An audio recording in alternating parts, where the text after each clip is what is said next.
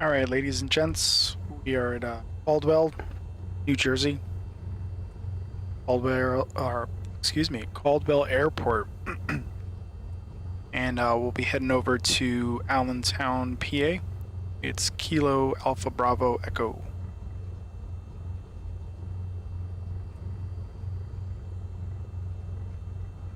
All right, altimeter is set.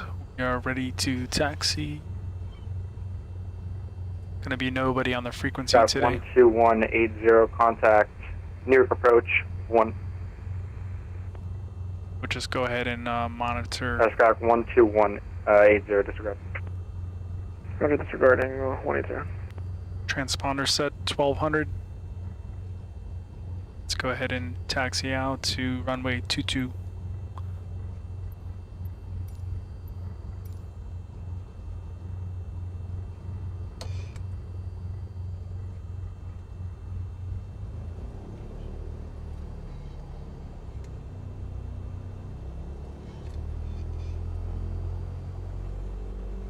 Flying in the Skyhawk today. 149er Tree Echo is an actual trainer here at Caldwell.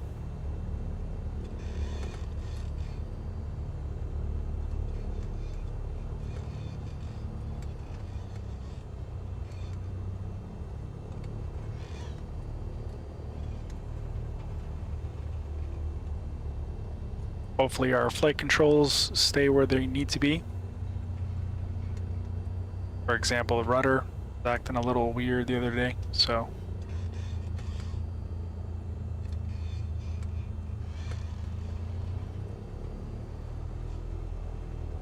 And we'll go ahead and just take off.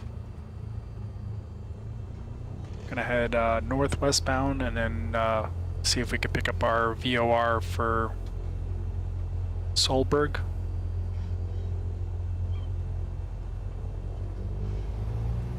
And full power.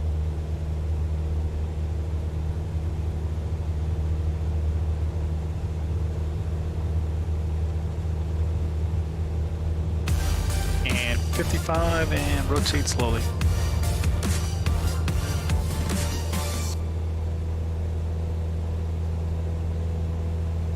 And once again, looking for 75 on the airspeed for a good rate of climb. Get about 1,000 feet per minute.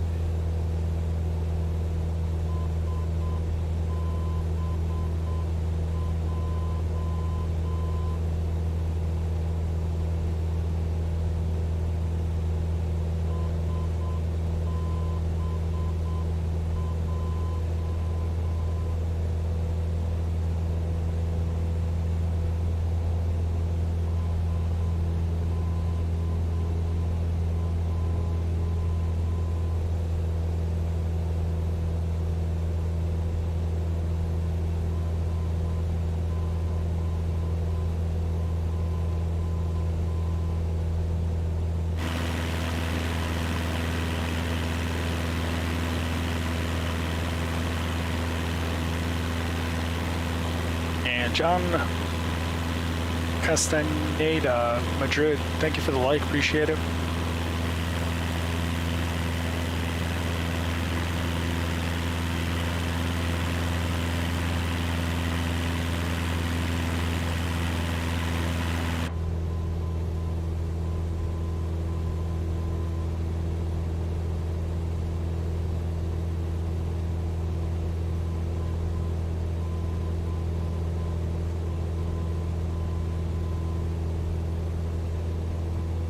See if we can turn on autopilot.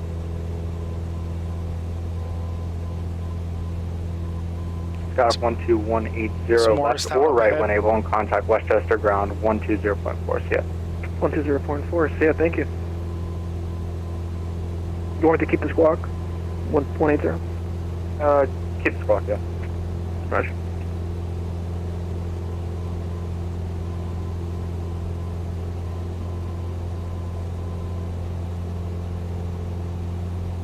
Our GPS is programmed to follow the VOR for Solberg, so hopefully that's what it's doing now. I got the VOR frequency tuned in, 112.9. That's gonna get us directly in line, and then once we get there, we'll switch over to 115.20. That will give us the next VOR.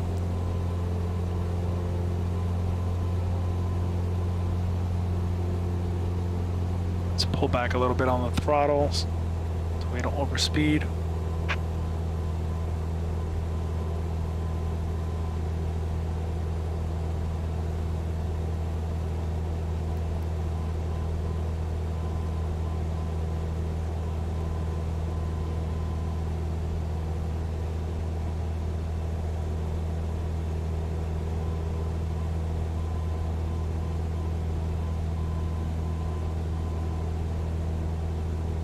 And on New York approach, Skylark 12180. Can we just confirm that frequency was 121.8 for ground at Westchester?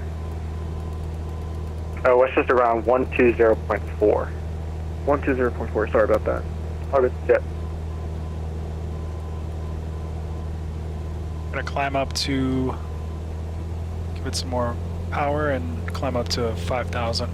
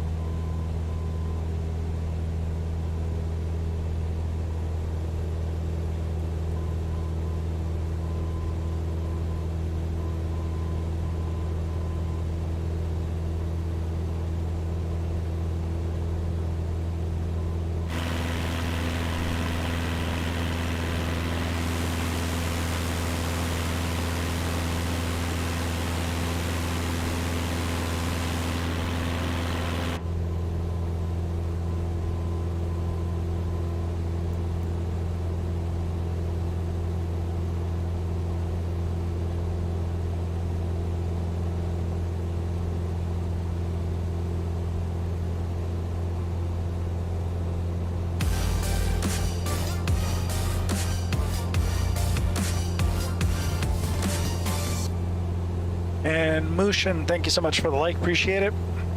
Welcome to the stream.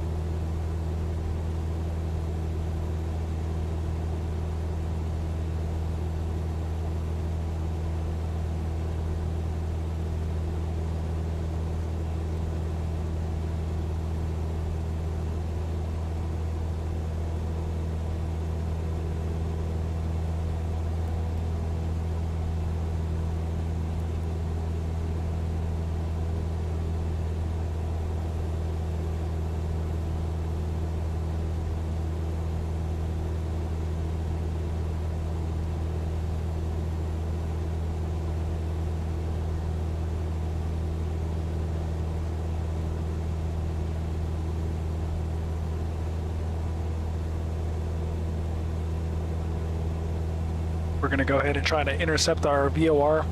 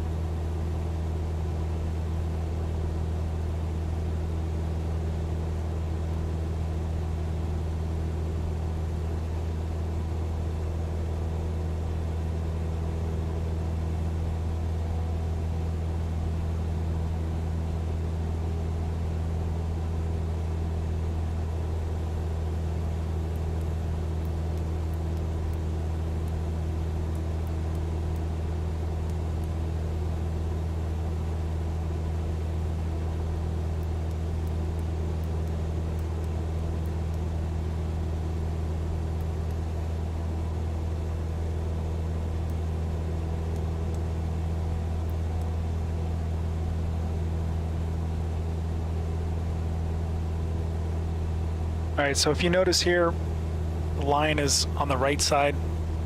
Normally you use this also for when you run up a heading on a runway. So technically like your glide slope, so this thing would mean the runway's off to your right side at your current position. So you'd want to try to get this line over top of this. And it also means, if you notice the magenta line that we have on the left or right hand side of the aircraft, as we fly away from that line, you know, your line's going to move more and more to the right. The one on the bottom also does the same thing. It goes at a slant, it shifts over. Right now we have the autopilot set. Yeah, good evening, American at heading. 89, descending via Corey 4, passing 14,000. So this line isn't going to move. If we adjust this, you'll either have it to the right, or if it's in the center, it means you're directly over top. ILS runway 22, LaGuardia altimeter 3015. So we're going to go ahead and turn to the right, and hopefully you're going to see this line here shifting towards the center. Altimeter 3015, maintaining 250 knots, American 2089. As we get closer to the magenta line, you'll see it. And what's going on now? Glad to see you made it home.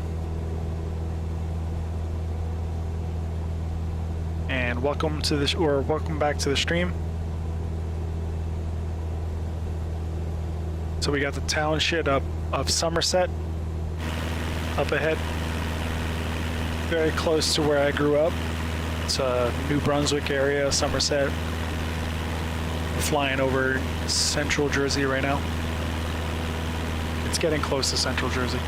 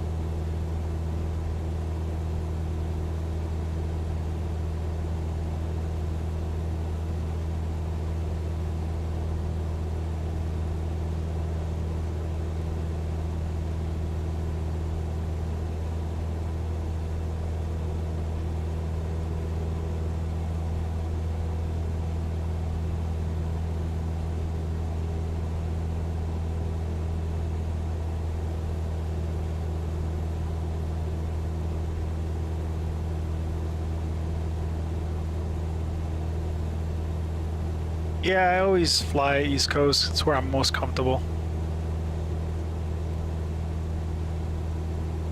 I don't like to go out of my comfort zone. I know the spots out here, so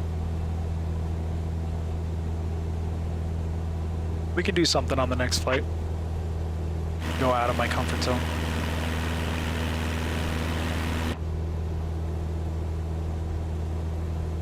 So as you notice, the line's starting to shift over.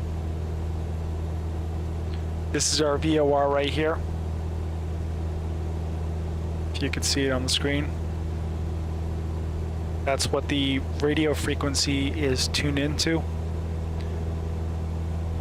So if you listen closely, the radio on the ground sends a signal to the aircraft. It's very faint, but if you can hear it. So when we're tuned into this frequency, that's how we know that the actual radio is working and it's transmitting a signal to the aircraft, is you'll hear that light beep in the cockpit. If you hear it. I'll stay quiet for a second.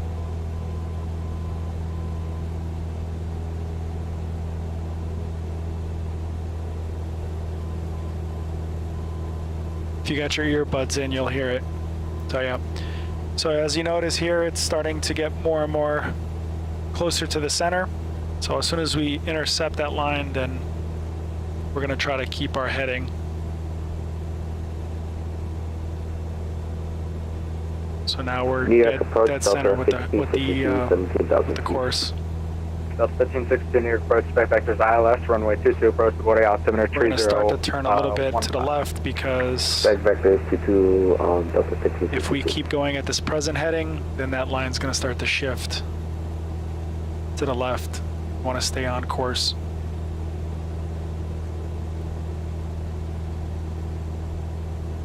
You'll start to see it's starting to stay in the center. It almost moved a little bit to the left.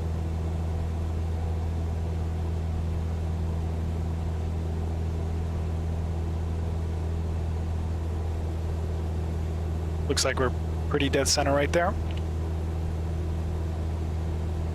And Alan, thank you so much for the like. Appreciate it. Andrew, thank you so much for the like.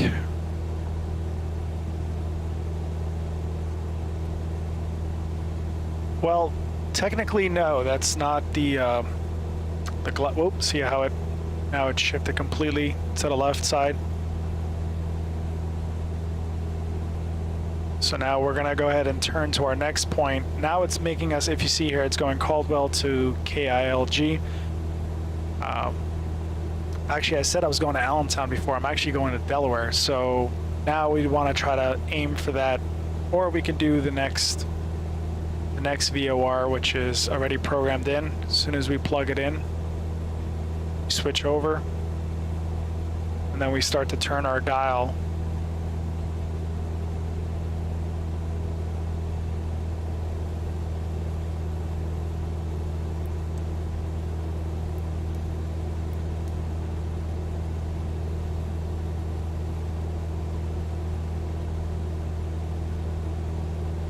Over here, like I don't have instruments in front of me.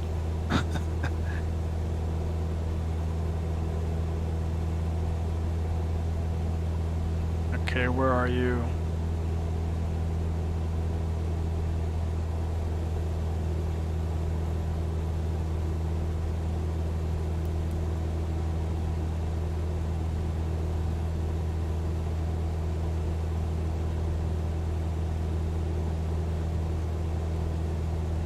Now we screwed it all up. It's alright, we know where we're going. So yeah, so as I was explaining, the glide slope is something that's set up at the airport on a specific runway. There's also like a radio frequency transmitting a signal to the aircraft, and then when they say you're intercepting your glide slope at a certain point, at a certain altitude, your computer system will identify American 2089, descend to maintain a trajectory, if you will. Descend to maintain Almost couldn't say that. 7,000, American 2089. So it transmits exactly from the point of touchdown all the way out to that one point that's a certain altitude. So it could be 3,000, could be less, could be more. And then your plane will fly. Well, you're monitoring that glide slope. So once you intercept it, if I can explain this correctly, imagine like an imaginary line going from that 3,000 point all the way down towards the touchdown point on the runway. So if you're above the line, then your system will automatically identify that you're either too high or too low, depending. If you're below the line, same thing, too low. So you want to try to keep that imaginary line as best as possible with your equipment, of course, and you monitor it, and your system will tell you if you're too high, and you'll just try to keep it at that same course and that same descent all the way down to the touchdown point. That's, I guess, the best way I can explain it.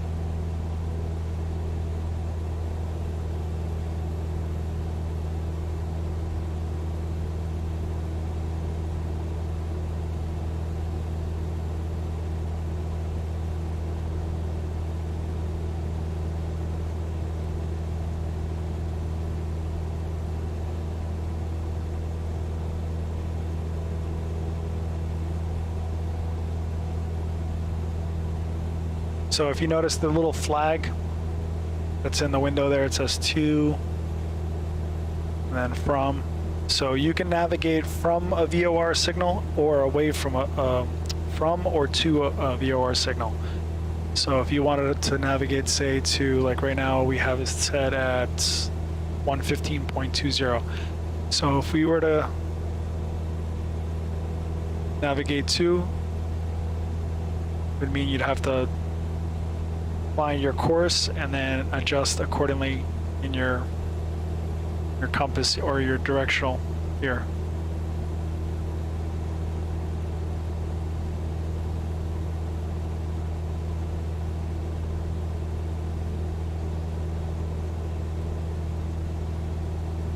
American 2089, descend and maintain 4,000.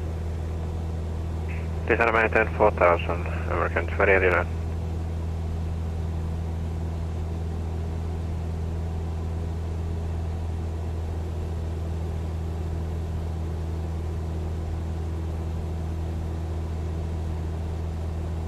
Yeah, so this one is typically, this is also could be your glide slope as well on these planes, this one here. And you also use this one to navigate to, you can use this one to navigate to a VOR. So right now it's showing like a red, that means that it's offline or it's not working.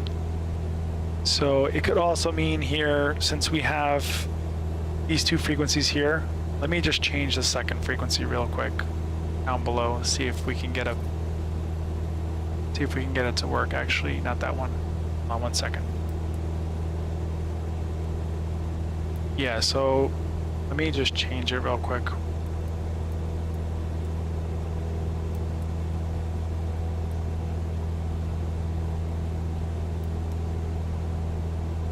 Switch over to COM2.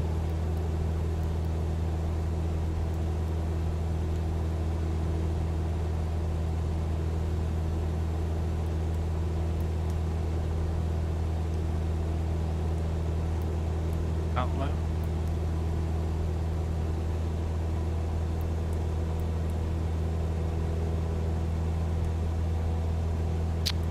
You're not letting me change it.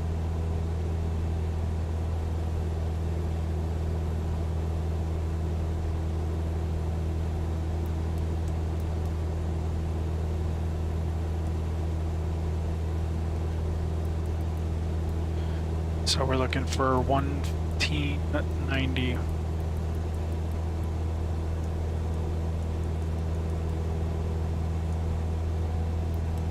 All right, that one is engaged. All right, so see how that the line moved to the right side of the gauge here. So right now we're looking for, let's see if I could turn it. Second.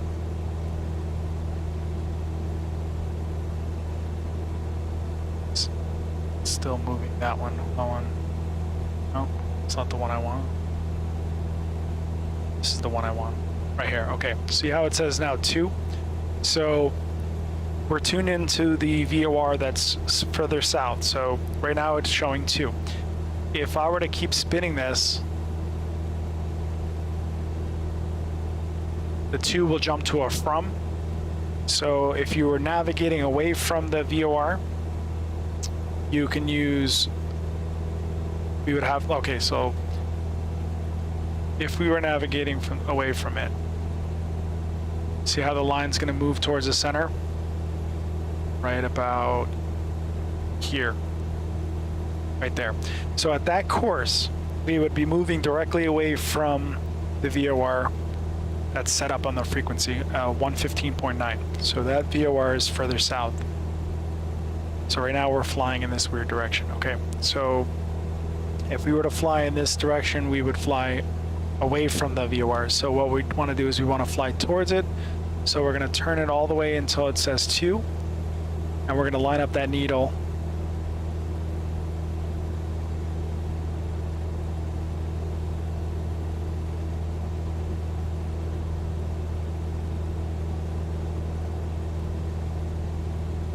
Say right there. So we would have to fly at east, directly east. So we turn our dial.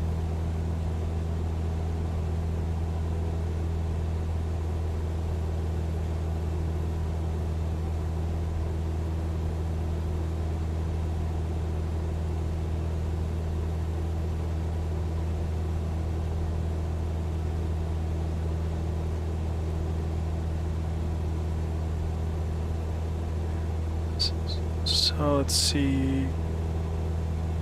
Fuse radio signals are from spots other than the airport. Is that seen on the same dial? All provided by federal monies. Yeah. Normally, airports are fallen under a certain federal thing. It's mandated, well, not mandated. It's governed by the federal government. So, any type of installation of systems. Now, you can have airports that are owned by the government or they're privately owned, but certain things, it all depends on what each airport, like for example, Newark, LaGuardia, and JFK are all owned by the Port Authority. However, they do receive federal funding for upgrades and things like transmission centers or VORs and equipment, pretty much. So they receive grants from the government, or they have like it's a grant. So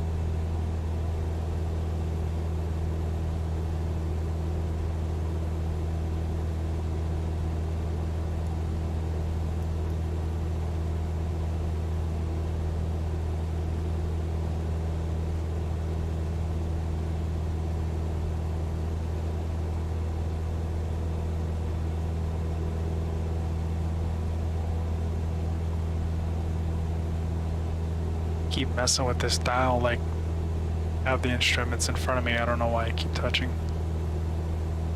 Just so used to messing with the cockpit inside.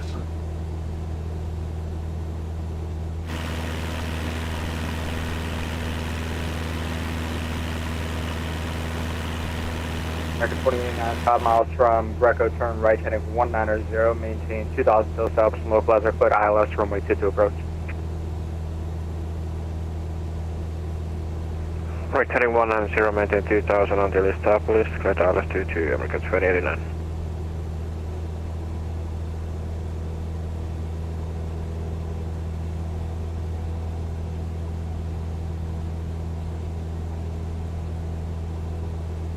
It's a slow night tonight, Al. Jeez. Not many people are on. I guess nobody's interested in Microsoft tonight. What's tonight? Thursday? I don't even know what day it is. Jazz TV, welcome to the stream. Thanks for tuning in. Delta 1562, turn left heading 030, vectors final. 030, Delta 1562. See how our fuel's looking. Still got plenty. About 13 gallons in. Actually, no, I'm looking at that's Established 13 on local fuel R 22, flow. Plus American 15 28 gallons on each side. American 28 on contact with LaGuardia Tower 118.7 feet. Tower 187, American 28 on, thanks for your help and connect.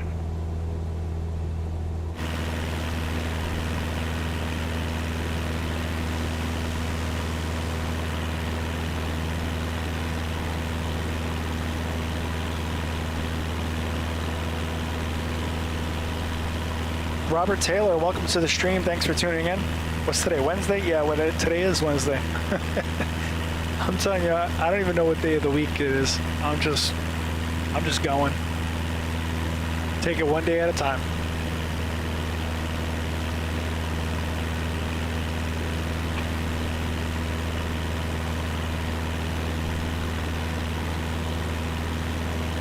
What do we got over here? Looks like Trenton, is it? Take a look at our map.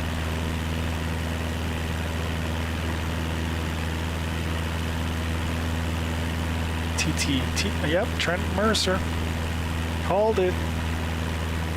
Telling you, I know the area very well.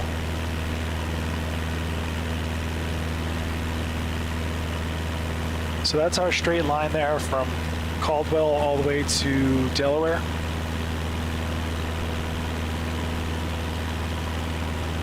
So we're gonna fly out there. We do have ATC, but unfortunately, nobody cares about us today. They don't care that we're flying. Also, a fun fact, let's see. So, when you're heading in 0 to 180 degrees, you want to fly odd numbers. So you would actually want to be flying at 5,000 and then New York approach, helicopter November add another 10389. 500 on top of the altitude. Helicopter 10389. So we're running even numbers. So when you're heading is Good evening, we're on the South See June where we're ramp at. at White Plains with Alpha. Request liftoff from our present position, southbound on the Hudson River with flight following, and we'll be touching down at Newark. anyway. Helicopter 10389, our contact New York departure 120.4, yeah. Okay, 120.4, but the guy before me just said to go to here on 120.8. What does the HRP and LSO and CAM mean with the different frequencies? Can you explain that to me? Yeah, I'll talk a second real quick. CAM approach generally covers Kennedy, but they can change to other airports. LSO is LaGuardia departure only, LaGuardia and Westchester, sorry. NWK is We're Newark just gonna only. wait for this guy to finish talking. Okay, got it. Thanks for the help and have a good one. Just real quick, who gave you 20.8? It was CAM approach 128.125. Okay, he probably just didn't realize I was on. Yeah, New York LSO departure 120.4, yeah. Thanks, yeah. All right, New so York approach, good evening, TBM November Oh my goodness, now everybody's coming on. Corridor departure, currently at 13,000. flying. November 32 Papa Lima, 255. ILS runway 22 approach, LaGuardia altimeter 0 degree or true no or heading north Expect to 180. to You have to approach. fly an odd number, so this would have to be 5,000, and then you attack on another 500 feet on top of that. So you technically should, when you're flying like long distance like this, so you'd have to fly 5,500 feet. When you're doing 181 to 360, or I'm 1562, sorry, maintain 359, 180 knots, then descend and maintain 3,000. then you have to fly 180 knots even number, first, then so 3,000 4,000 is over even, and then 1562. technically we should be at another another 450 feet to match the 4,500. Typical The rule of thumb 1560 when you're advised flying. traffic 12 o'clock, 4 It miles, keeps VFR people target, higher than you, and 5,600. everybody's maintaining a different course. So if you're flying this yeah, we way have a and the monkey guys cat. and another guy's flying the opposite way, he'll be either 500 feet or 1,500 feet above you, or 1,500 feet below you, just to create some spacing. So that's a typical rule of thumb for pilots. They want to, when you're flying long distance or what they call cross country, then you want to make sure you maintain, for general aviation that is. I mean, it might be different for commercial airliners.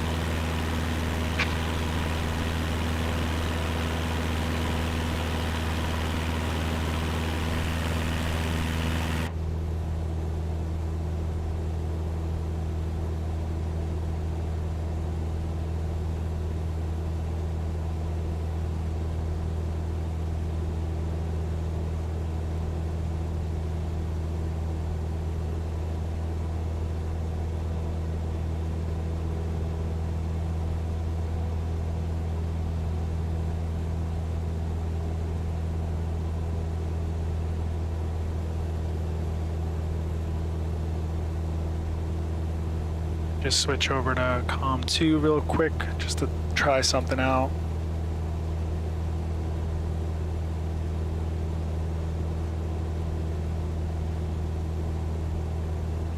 Wanted to see if I can hear my ELT going off.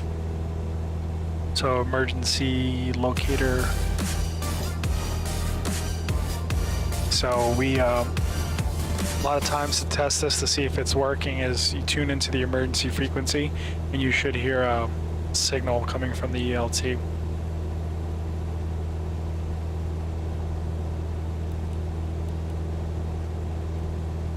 But I don't hear anything, so. Nope. I think I just disengaged autopilot.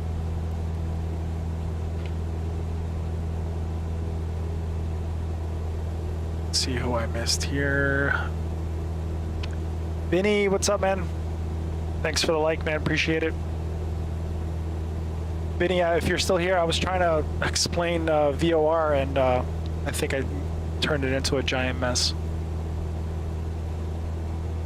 I just got the 530 working, and for some reason I have to still reconfigure it because I can't hit any of the buttons on the outside in my actual cockpit.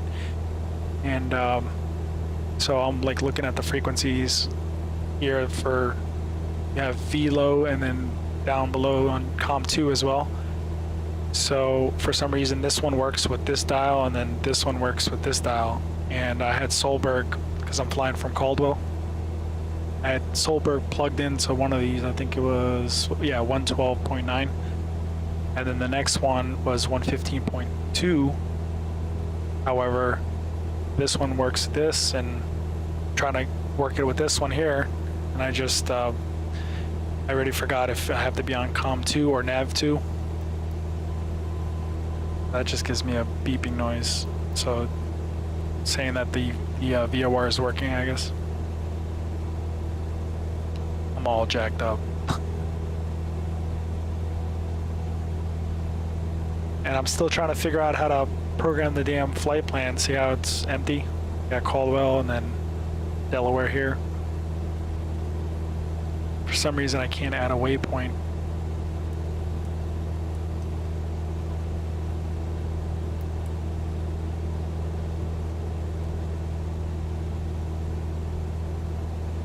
Alright, so we're coming up on our magenta line here, so we're going to turn a little bit to the left so we stay on course. Looks like the lines are still picking up on both, so this one and this one. So I'm wondering if it's ignoring this, because I don't think that's right, but maybe it's just putting me on the Delaware Airport frequency or VOR. Just to see how the line's starting to line up on both. So now I'm over top of the line. So I'm gonna have to turn a little bit anyway, so go ahead and turn now.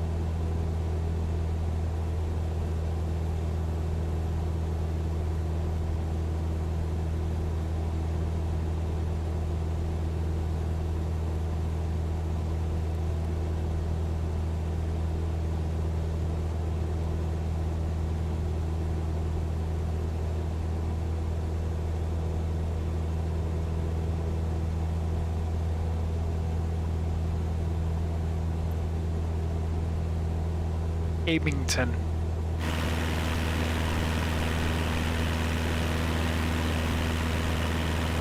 Willow Grove. Nas. JRB.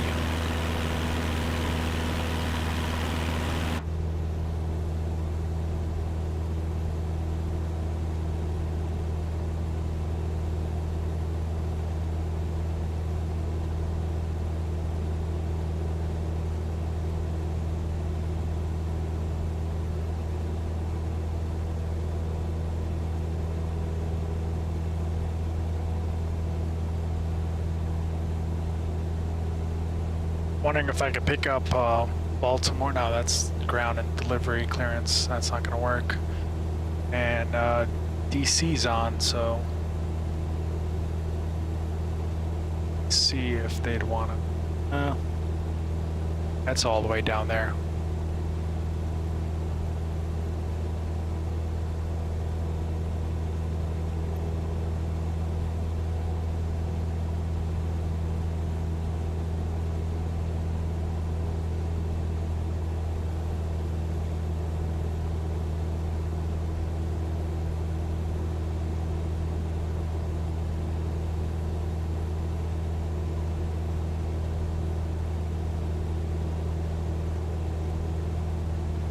Just ask him real quick.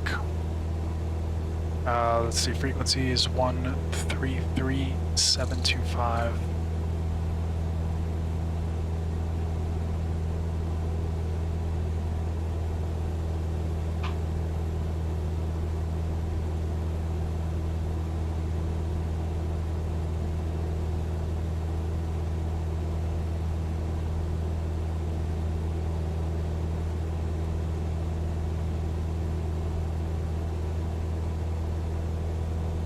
So I guess I'll talk about the VATSIM program that I use. Or are you on guard?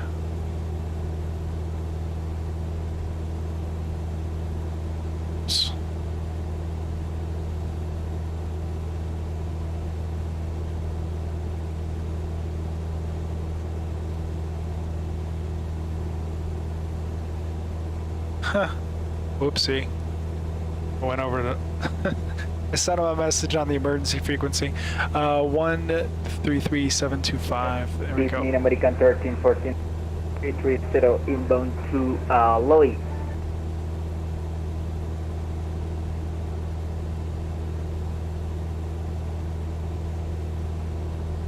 Allegiant 527, contact Atlanta Center 132.97. All right. 3297. We were on the emergency frequency, and I was somebody's actually monitoring it. It's 1314 pretty Atlanta, cool. or Washington Center, welcome.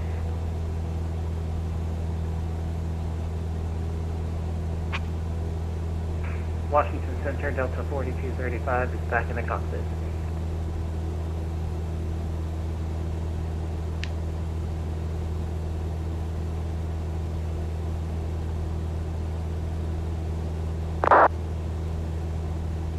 Closing in like 5 minutes. Okay, never mind. Washington Center, Delta 1359. That guy's getting offline, so it's not going to work. After coins, Alright, so ILS 1 right. so this is, let me show you. Delta 1359 depart, coins heading 350. After coins 350, Delta 1359. 1 Tango Bravo, can you go direct Davies on the Cameron 4 or no? So let's see if you could see this. Let me Switch check over my for screen. you. I'll get back to you if I'm one thing, Bravo. Yeah, you can just maintain that heading, that kind of... So this is vPilot set up through VATSIM. Alright, yeah, my system won't let me anyways. We'll maintain this heading if I'm one thing, Bravo. Alright, what was the fix you said you wanted to go to? So you can Direct actually... Betsy, I'm looking at my map and I'm pretty much going direct to that fix anyways, if I'm one thing, Bravo. Roger, direct Bessie, and if you can, rejoin the Corey 4. Descend via the Corey 4. Let me switch back Alright, to... we'll go direct Betsy, and if we can, we'll descend via I'm gonna switch back descend to via the Corey. get rid of that frequency so I can stop talking. Anyway, so yeah, so the program's like this. It opens up into a screen like this, and then you file your flight plan through here. Your route that you're taking, you're flying VFR. You could do IFR. Different types of flying. So SV is a special VFR, and then D, I don't remember what it stands for, but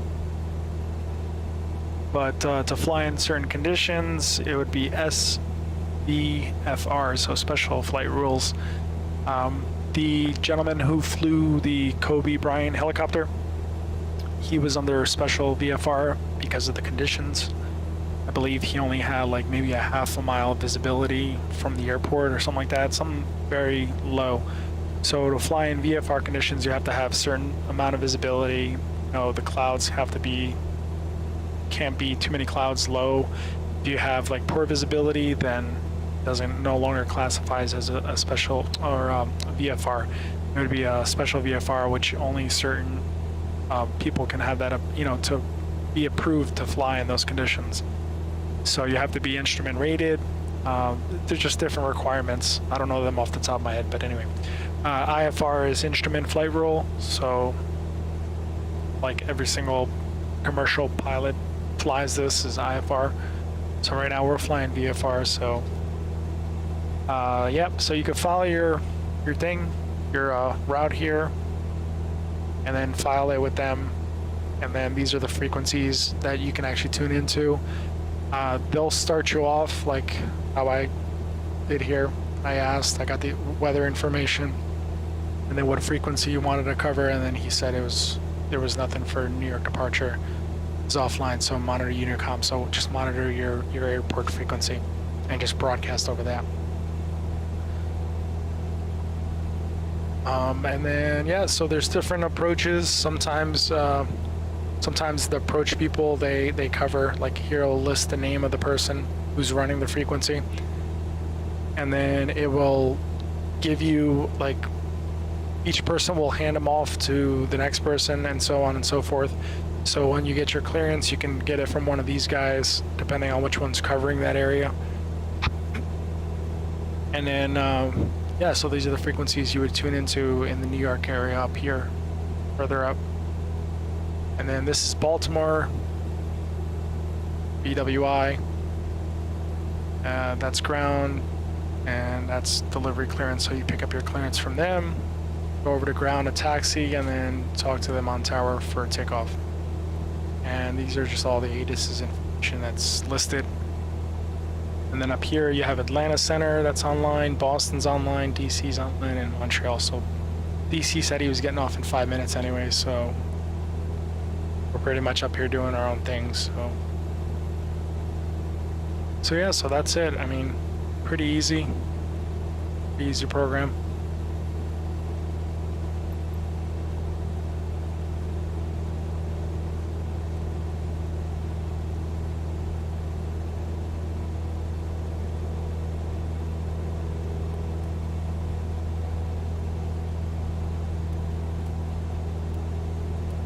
So we'll start descending down to 3,000. Want to make sure this thing, see.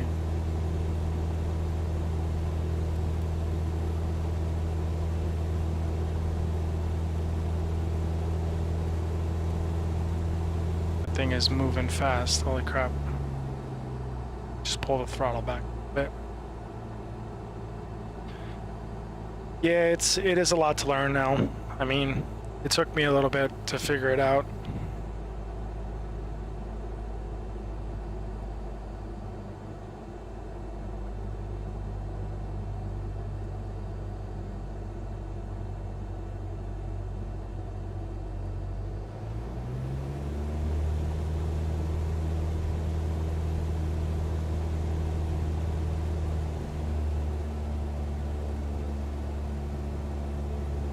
What's up, Will? Welcome to the stream, man. Good to see you again. Thank you so much for the like, appreciate it.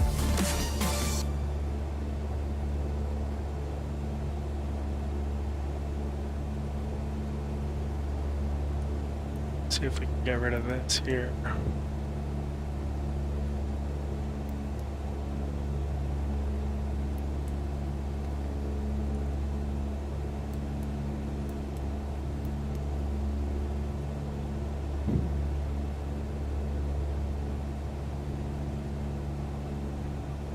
still flying some weird heading. Let me just turn it. 240 should do it.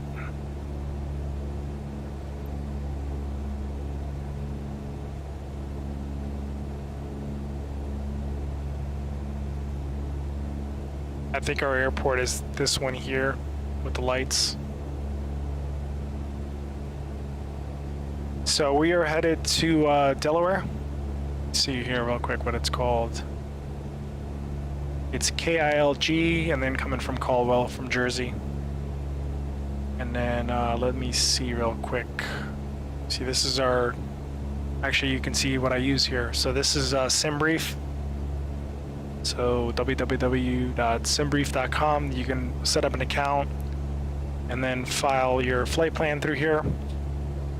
Set up your airport codes here, and then it'll automatically give you a alternate airport, and then it will tell you your flight plan here. You would copy this and paste it into VATSIM.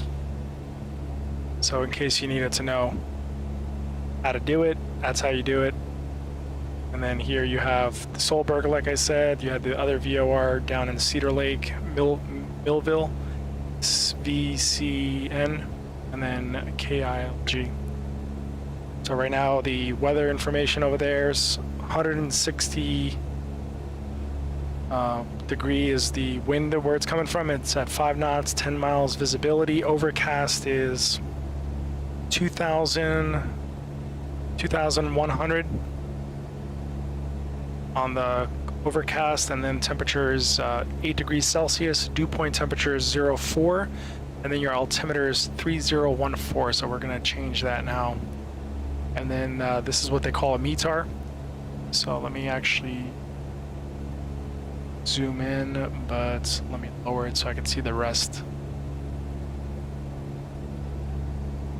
So this will give you like your forecasted temperature, or your forecasted METAR for other times. So when you read this in Zulu time. I can only hover, so I can't point to it. So if you notice KILG 1723, so 17 is the day, so we're the 17th. 2326 is Zulu, so Zulu is 4-hour difference from current time, depending on where you are. If you're on the East Coast, if you're where Alan is in the Midwest, it's another hour, so 5-hour difference. So everything is always in Zulu time. And then the winds look like the winds change to 160 to calm. That's the 0000. And then the VRB means variable, so it's variable directions at 2 knots and then 2 statute miles. So it looks like throughout the night the visibility is going to get worse. So you see 4, 2, 1, and then 3/4 statute mile. And then it looks like you have BR and then RA. RA means rain. And then 0B or OVC is overcast, and then that's 400 feet. So the clouds are going to drop even more. So you have 4, you have 3, and then you have 2. So the conditions are going to get worse as the night progresses. So that's how you read the METAR. So in case anybody was interested in knowing how to read it. Now, all that other information like the SLP, T0083, that's all like either station information, where it's located. I don't know exactly what SLP stands for again, but I just learned to read the more important stuff. And then the altitude at the airport is 80 feet. So we're going to set our altimeter now, 3014. So we're going to come here, see if I can adjust it on my gauge here. So right about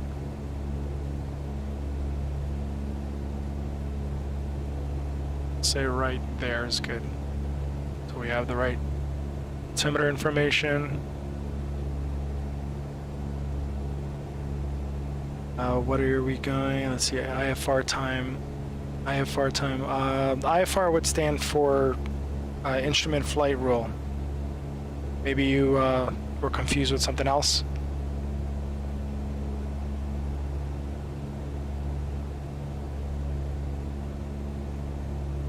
All right, let's see if we can take a look at that airport real quick. can zoom in. All right, so we got an airport coming in from the north, so we're probably going to take that one. So at my current position, actually, we can start turning a little bit to the left. So let's turn 210 on the gauge. We don't want to turn that much.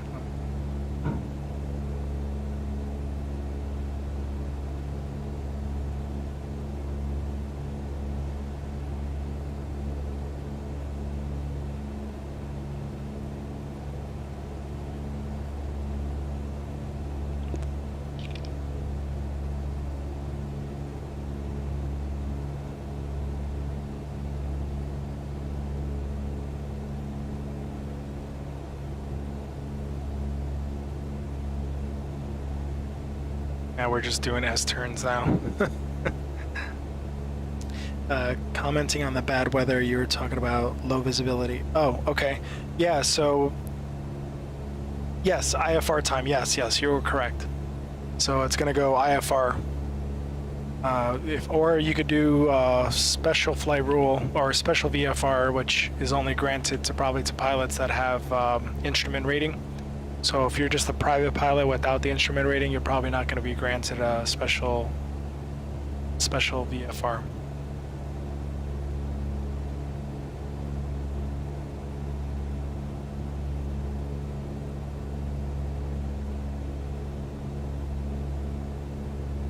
Yeah, so 3/4 of a stature mile visibility. You could still fly it with that, but you're not going to be in VFR conditions. Or you're not going to be flying VFR. That's for damn sure. I believe the minimum for VFR is 3 stature miles. Anything below that, then you're cutting it close. And then the overcast is 1,000 feet. So I doubt, because you have to maintain, let me see if I can remember this. 500 feet, 500 feet below clouds. I believe 1,000 feet above, and then 2,000 feet in horizontal. So I believe that's what it is. And just give me 1 second. I just want to grab something real quick. Hold on.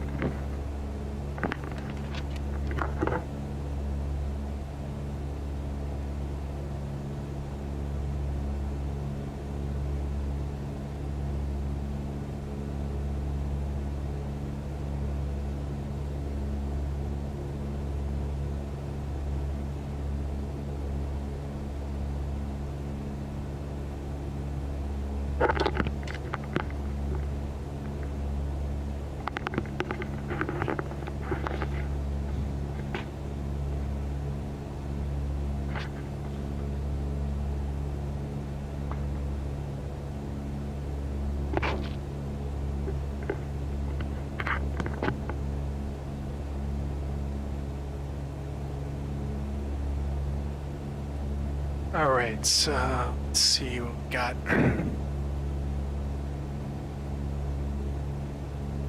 Coming up on our airport here. Go ahead and turn a little bit towards the west.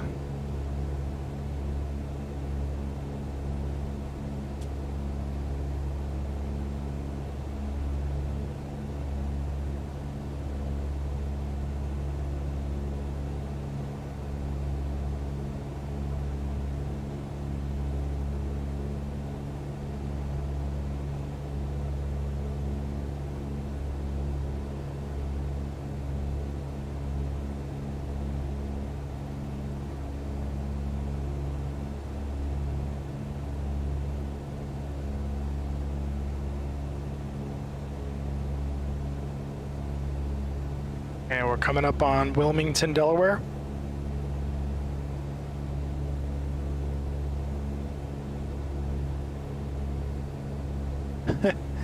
VFR only, no flying, yeah.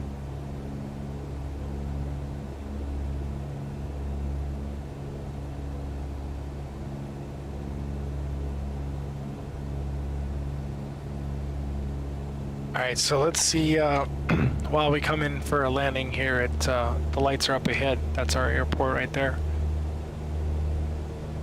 So we're gonna follow this, but for Alan and William, I figured try to make this a little bit more exciting for you guys. So let's test your knowledge, or for Alan's case, because he's not really a pilot, see if Alan can figure this one out. So what are the possibilities of carburetor icing when it exists? How do we know that you're prone to carburetor icing in your engine? So would you have temperatures over as high as 70 degrees with relative humidity being high? High temperatures up to like 95 degrees and there's visible moisture? Or low temperatures as of 0 degrees Fahrenheit and relative humidity is also high? Out of those three possible answers, what do you think you'd be prone to carburetor icing ambient temperatures?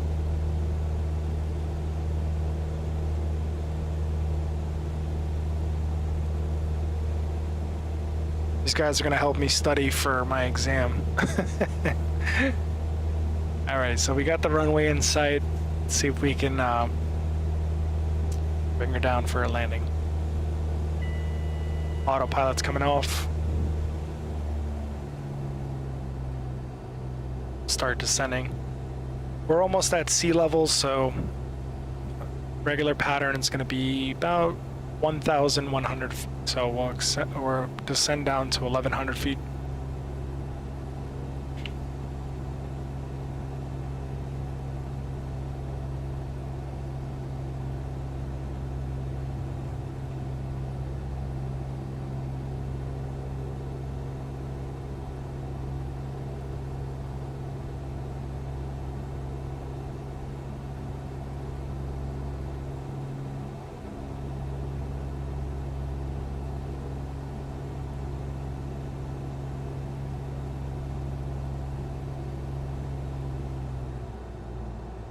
Bring our power all the way back. Our airspeed is pretty fast, so we're going to descend rapidly and then we're going to hold our altitude at 1100.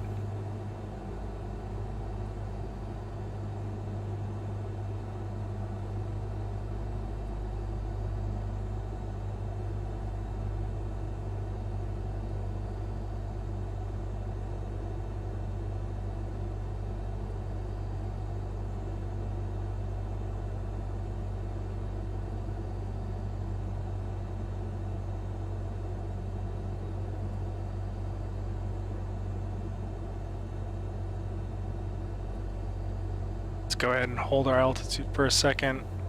Try to lose some of that airspeed.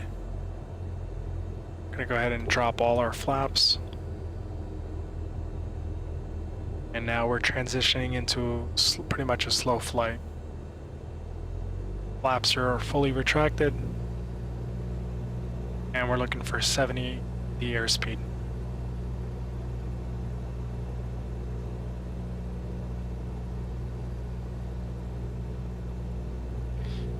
This one has the Pappies 2 in the front and 2 in the back.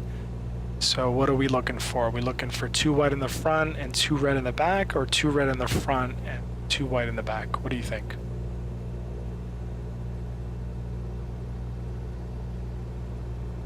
The winds are pretty calm, so there should be no reason that we have to use more rudder here.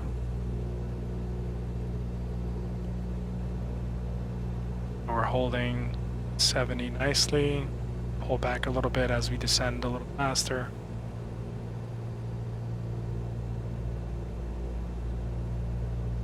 Just give me a second on the comments so I don't crash.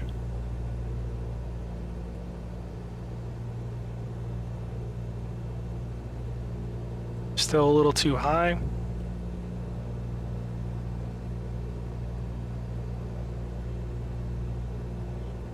We'll pull back all the way on the throttle.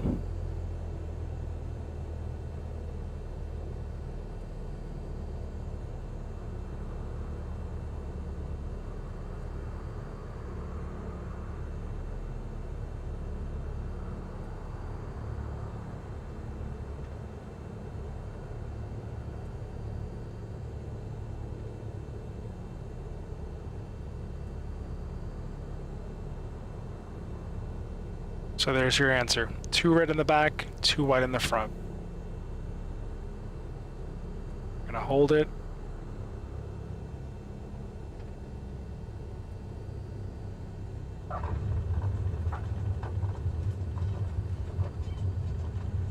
So when you touch down, all you're doing is really stalling the plane down to the ground. When you hold it up, let the airspeed bleed all the way out.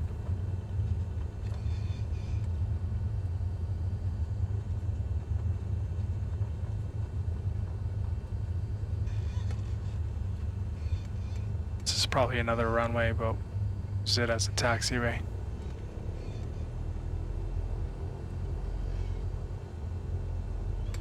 Oh.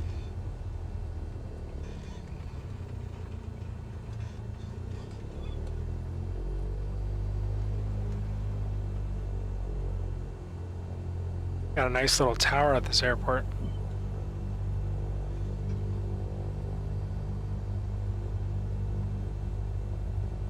Alright, let me just hold it here for a second.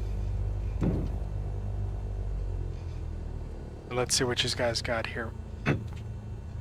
So Alan says, I will guess the temperature and the dew point are critical. And I know you can freeze up at high temperatures, low humidity, vapor. But said is not dew point, a temperature at which moisture will become visible. Alan's pretty good, yeah. You are right. Red over white. You're all right. Red over red, you're dead. There you go. Alan's got it. So yes, so pretty much with the dew point temperature and the regular temperature, I think I've explained this before on other streams, but the number that you have, your air temperature, say it's 8 and dew point is 7 or 8 or 6 or something close to the air temperature, that means that the air is saturated to the max and that the air is not going to be able to hold any more moisture than what it is. So you know that the dew point also plays a role as far as understanding how moisture is in the air. So the answer to that question as far as carburetor icing goes, when it exists, when the ambient temperature is as high as 70 degrees Fahrenheit and the relative humidity is high. So that is when you know you're prone to carburetor icing. And very good, very good. All right. So where are we off to next?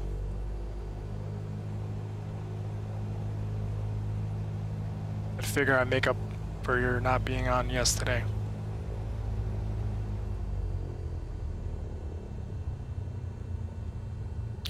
Well, that is one way. One way is apply carburetor heat if it's possible. Not every plane has it, like this one, for example, is fuel injected. There is no carburetor heat. On the 152, I believe, it's 152, there is carburetor heat. There's a knob you pull. What's another way you can combat icing when you're in the air? Say you're at 6,000 feet. For example, if you're up high, what's another way you can also help?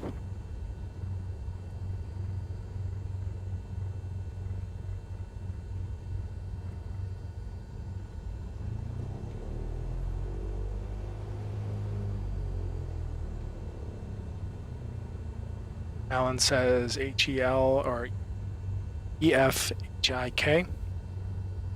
And you're correct on the descent. You want to go down to a lower altitude. What's your temperature, or how much does your temperature drop per 1,000 feet? Does anybody know that question? Or that answer, I should say.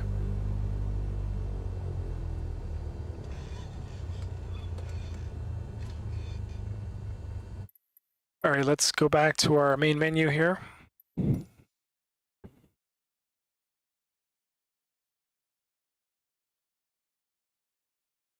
This one does have a mixture control, yes.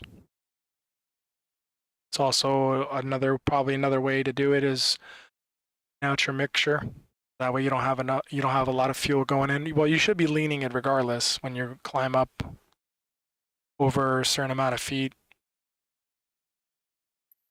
But in my opinion, if you are experiencing carburetor icing, I don't know if it's the best thing to do is lean the mixture. I mean, if you were going that route, because you're already having fuel issues when you have icing in your carburetor, so you're not getting enough fuel to the engine, so your engine's going to run a little rough or a little weird.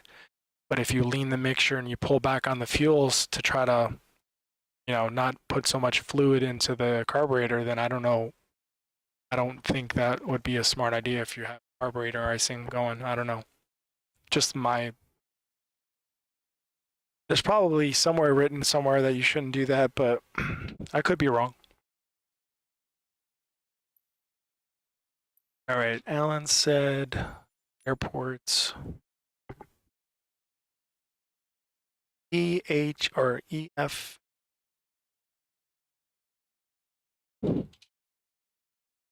FHIK. Oh, there's one too many letters. Hold on.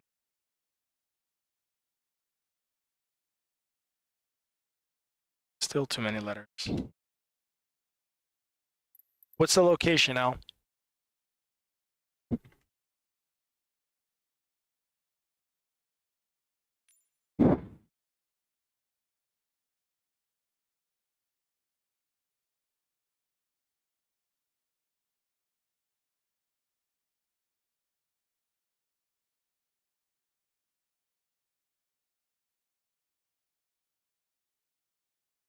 See. For some reason that doesn't come up, but there's an E or Kikala. Was that Hawaii? See, no, it's not Hawaii. Looks like Germany. No, that's not Germany. Norway? No, Norway's on this side. Is it Norway?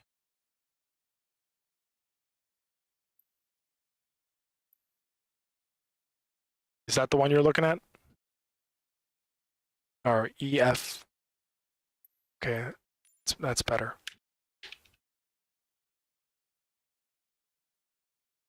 Helsinki. And you want to St. Petersburg?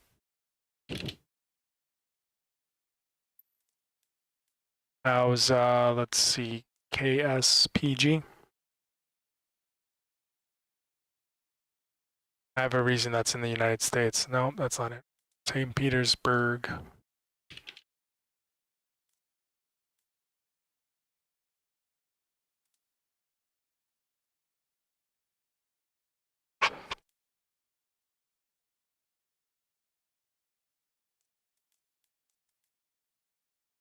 What's the airport code for?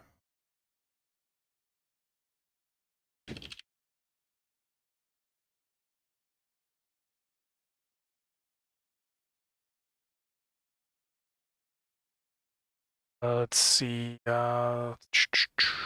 ULLI.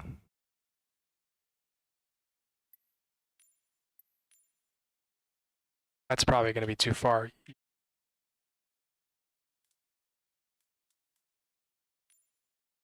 That's not so bad. 1 hour, 24 minutes. We can do that. You want to do it in a Skyhawk though? Or you want to do it in a faster plane?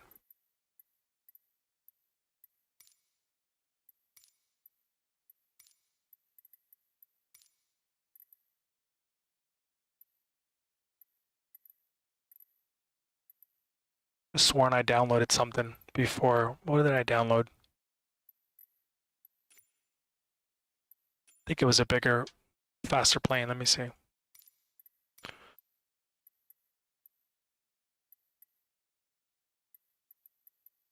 think it was a Cherokee. Let me see. It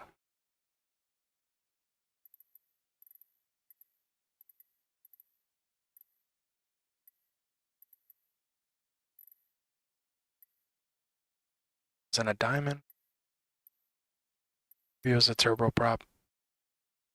Wasn't a turboprop. Okay.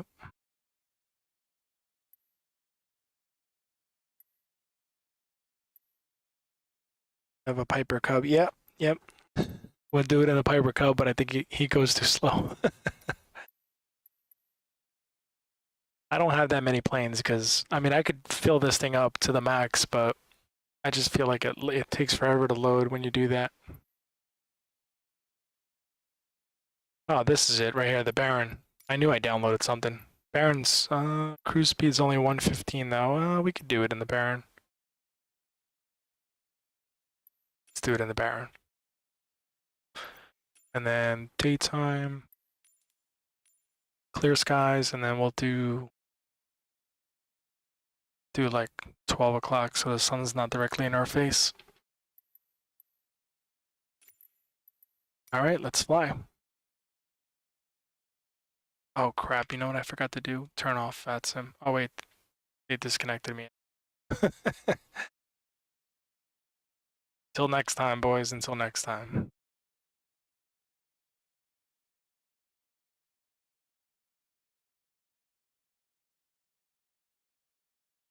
We're gonna do the Baron. Make sure I'm not missing any comments over here. Let's see. Nope, everybody's good. I do have to get a second monitor. I'm thinking doing a second monitor so I can see everybody's comments so I don't have to keep switching back and forth. It's amateur hours here.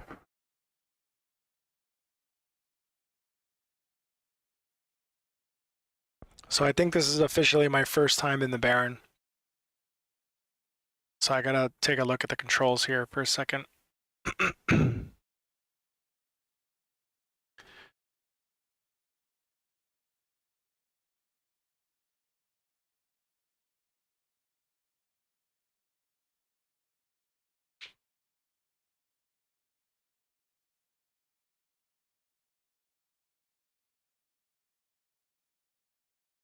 All right. My reasoning is because I'm Finnish descent and my father was born in north of St. Petersburg. Oh, nice. Finnish descent. Okay, yeah. And give me 1 second. This microphone's cutting out too fast. Let me see.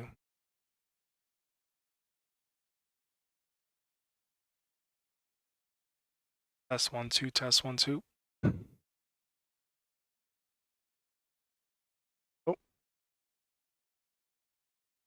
I don't want to be breathing on the mic, but if I don't put the microphone close to my mouth, then you guys won't hear me. It will keep cutting off. I'm probably going to get another microphone because this headset thing is, it's cool to fly with it, but for streaming purposes, I mean, it does the job, but I don't want to have to keep worrying about breathing into the mic.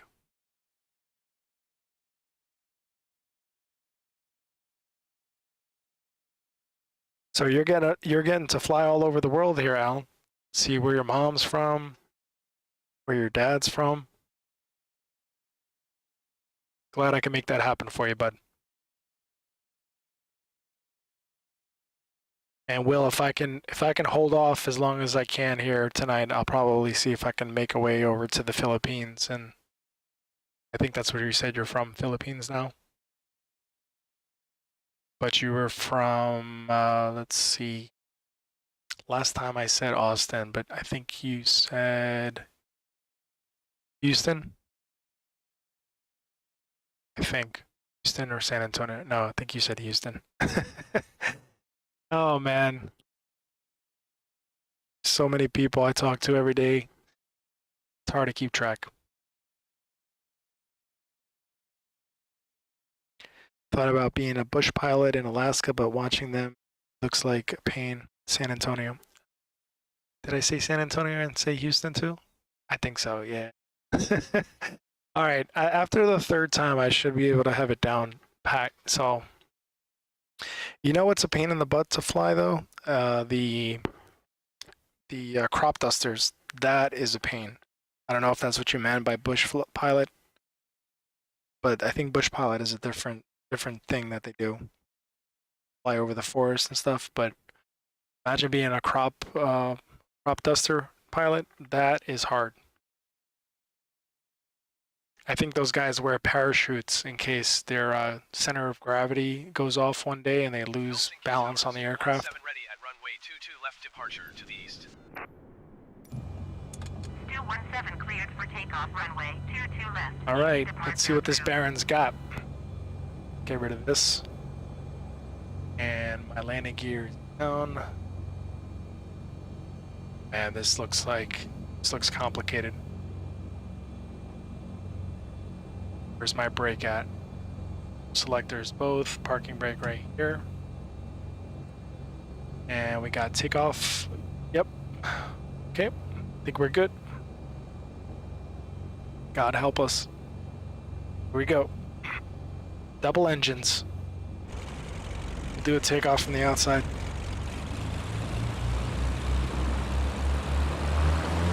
And full power.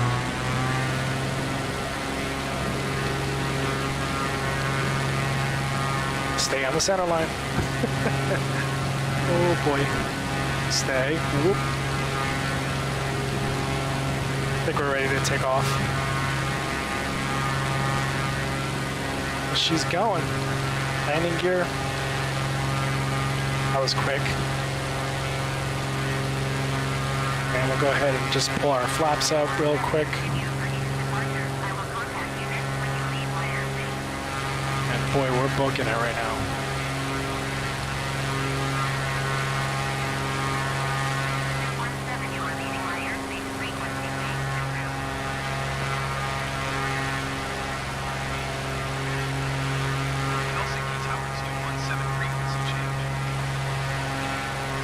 And say bye to Helsinki, guys.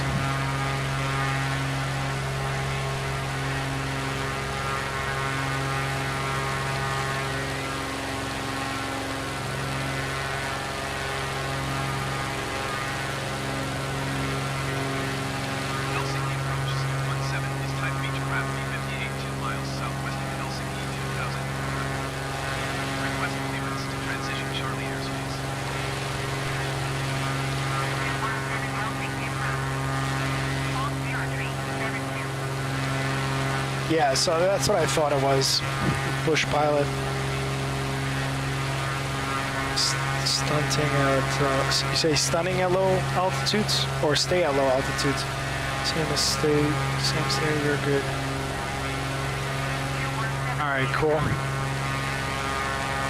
And we're out of here, so let's, Helsinki's kind of nice. Our first time here.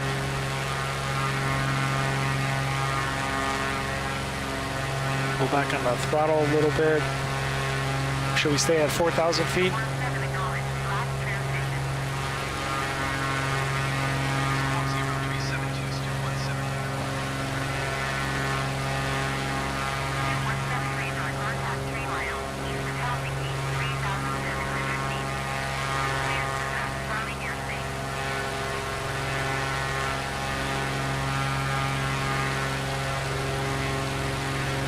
Alright, let's see what we got here.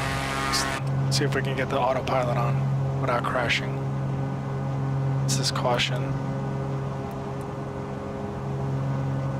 Alright, let me see here. Autopilot. This lady's gonna keep talking to me. Give me a second. Cleared through the Charlie airspace, Stu 17. Let's see, where are you, autopilot? Right here.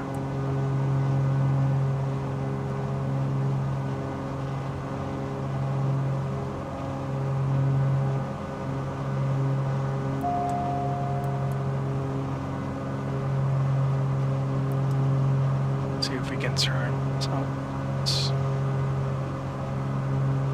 nav.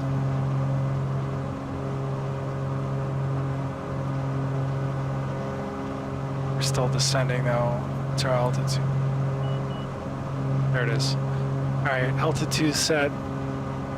Should be lining up with our course here in a minute. Stay at 3,700.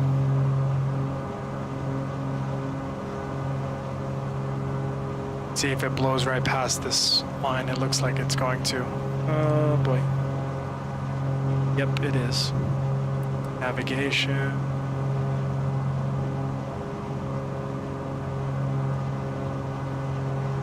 See if it's gonna turn back. Yes, it will.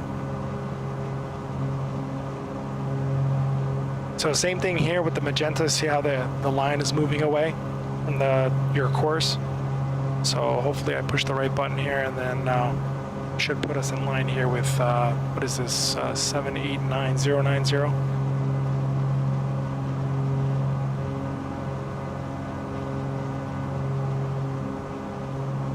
And there it is. It stays there. It's gonna move us towards the magenta, and then once it lines up, it should turn back. There it is. Okay, good. Let me see if there's a way to do this. Let me see. 1 second. That's your mixture.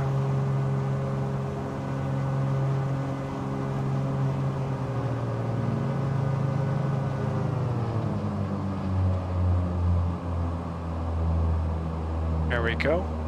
Make the engines quieter.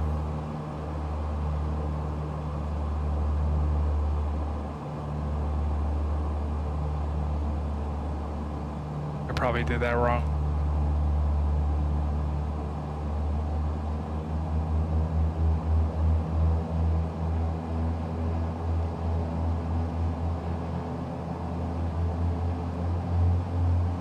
There we go.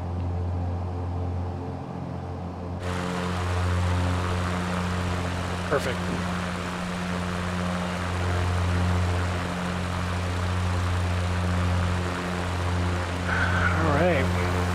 That's what Helsinki looks like, huh?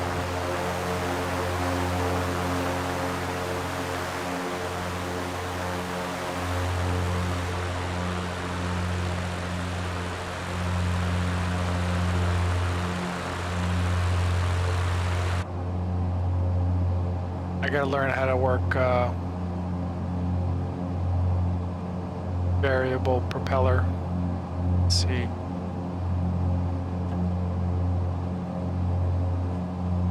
Let's make sure.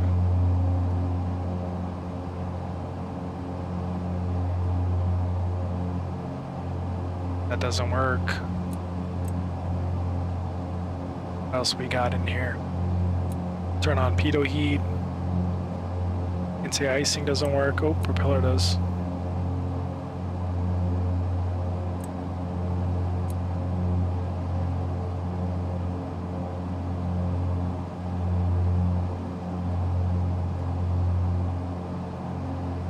These don't work. And landing gear is up. Ops are up. And we're good.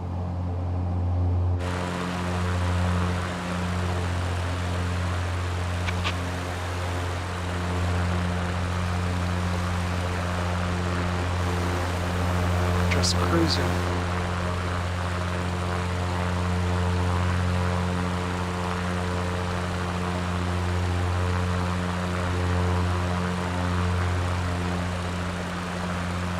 Go ahead, Al. Spit it on us. Give us some history. Give us a history lesson on Helsinki.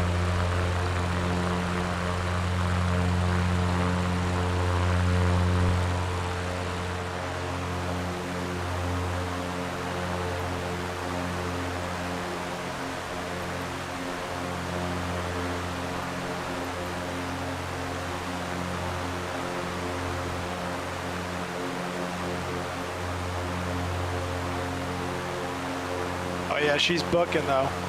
169. I mean, I could probably push it higher, but it's gonna make a ton of noise. Cause I'm not really familiar with constant RPM or RPM. I don't know if this is feathering. This isn't feathering. It's just RPMs. See, she just makes more noise.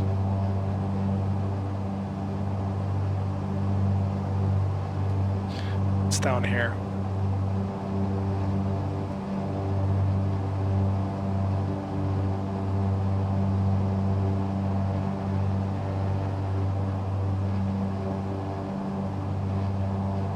Damn, she's actually, is this thing on? I don't know. I don't think it's on. There's no way we're moving at 108. Is it? Yeah, we are moving at 108. Holy crap.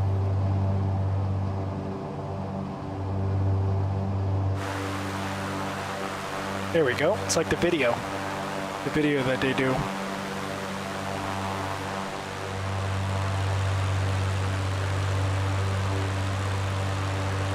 The area north of St. Peter's was once Finland, and it's now Russia. Why? Let's see. Well, I'm not going to use Google, but it was once Finland and it's now Russia. So probably some kind of war broke off, and maybe the Russians. I don't know. I'm not too up to speed on Russian. I would say there was a war or something, maybe a treaty, or maybe it was once controlled, and then Russia took it over.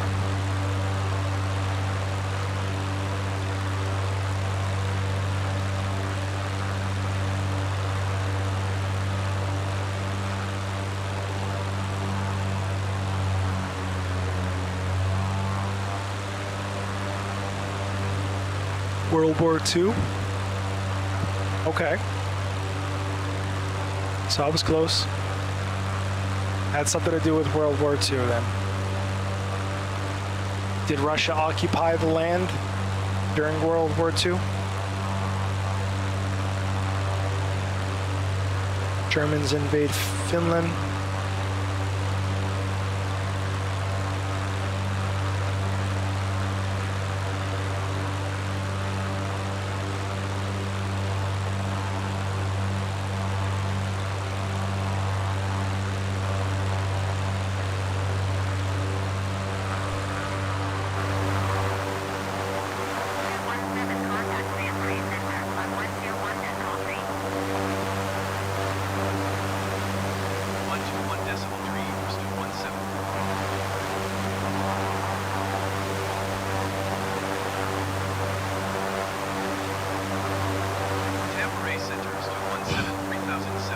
Tampere.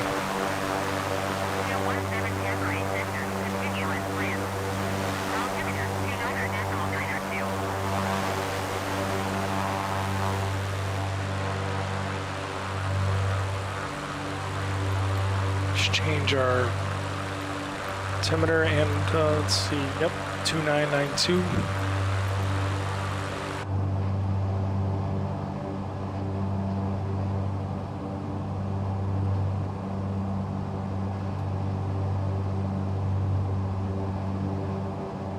Like I know what I'm looking for here. Let's see.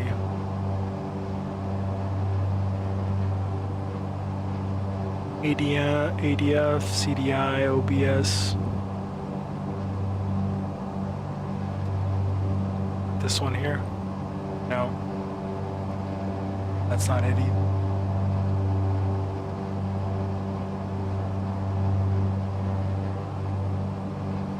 No, that's not it.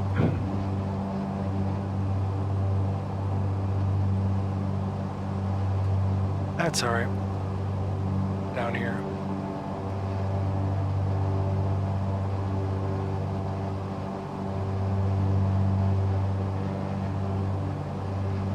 So the Finns do not like the Russians. The Finns align with Germans. Russians do not like Germans. And Germans lose the war. That's great.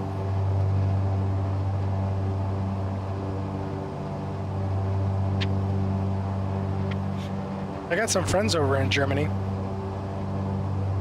Friends and mostly friends. There's no family over there. At least not that I know of. I had no clue. You're a plane captain.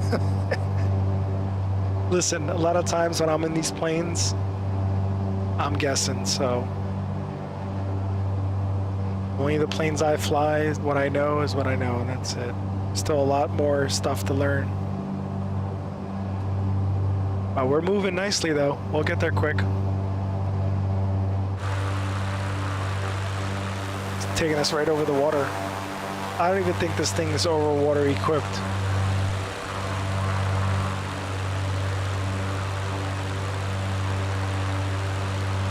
Ah, I knew it. See? I called it. Finns lose the land in a treaty.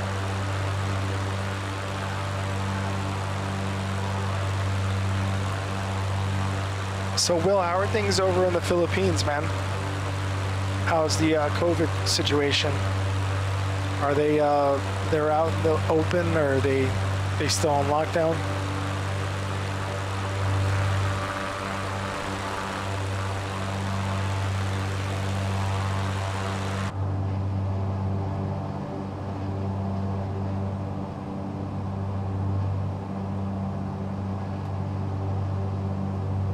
She's booking it. I have to switch my airspeed gauge because it's going so fast I can't even keep up.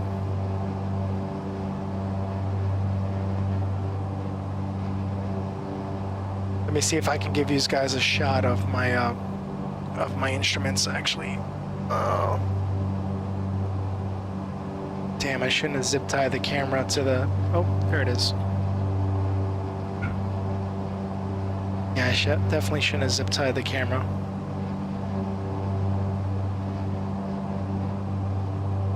Oh, there we go. This will work. All right, let me back out real quick.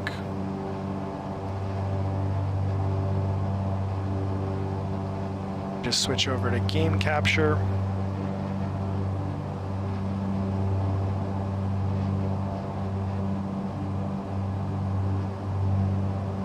So at some point, I'm gonna mount another camera on the outside behind me so it can zoom in on the controls.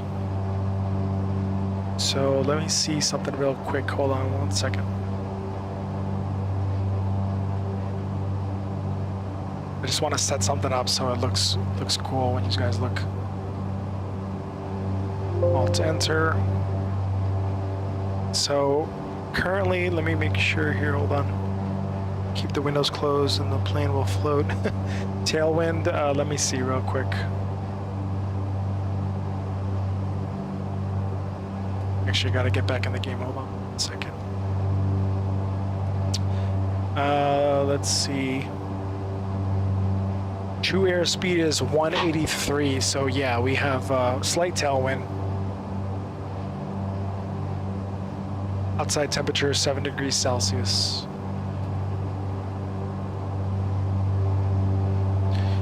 They handle it better than the U.S. Thus, we had a few cases. We can move around in the country, but no international travel. Okay, cool.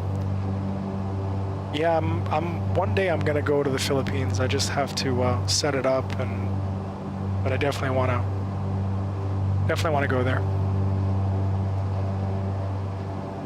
All right, so let me see here. So this is the current setup.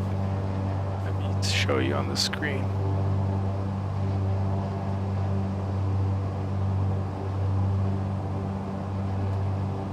And so this is my flight panel. I had custom build. Let me make that bigger. There we go. So you have you got another two here, another two, and then one. So it's pretty much going to be the same on these four. So I had them custom make extra slots because they only came with like a few. So each gauge has its own purpose. So you can actually switch the gauge. Actually, give me a second because it's trying to, I know what's happening. Hold on 1 second. Let me turn off the filters real quick. All right, here we go. That's better. So yeah, so each gauge has its own function. So there's 15 different functions you could do. You could do, you know, a directional. You could do the turn coordinator. You could just flip through each one. Now let me put it back on the one that I had. I had an airspeed. So you can actually see your airspeed, your attitude indicator. Just like the same thing you would see in the cockpit of an airplane. So, and then I have the yoke. And so this flight panel was made by Flight Velocity. So it's all laser engraved and stuff like that.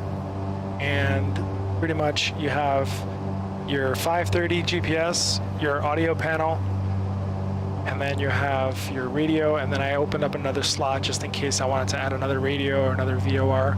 I felt that right now one radio is fine. And then you have your transponder. And then in this section here where there's an empty spot, that's going to be the honeycomb yoke add-on. So I already set up the bar today. I had to custom make the bar to attach the yoke to it as soon as I have it. So pretty much it's like an actual flight deck inside my house. So tell me that's not cool.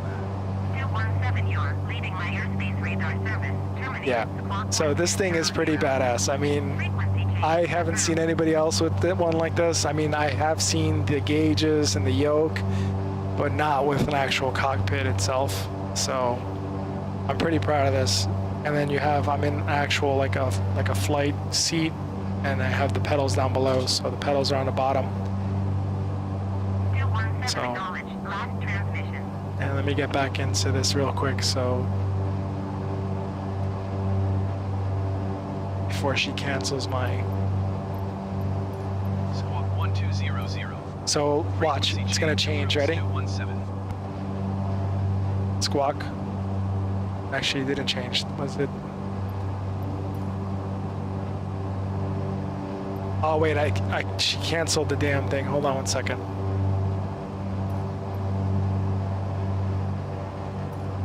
Petersburg Center, 217 is type Beechcraft B58, 25 miles south of So Echo Fox this Drive, thing, Yankee the 530, will show you the same panel that's inside the Frequency plane. Transition Charlie airspace.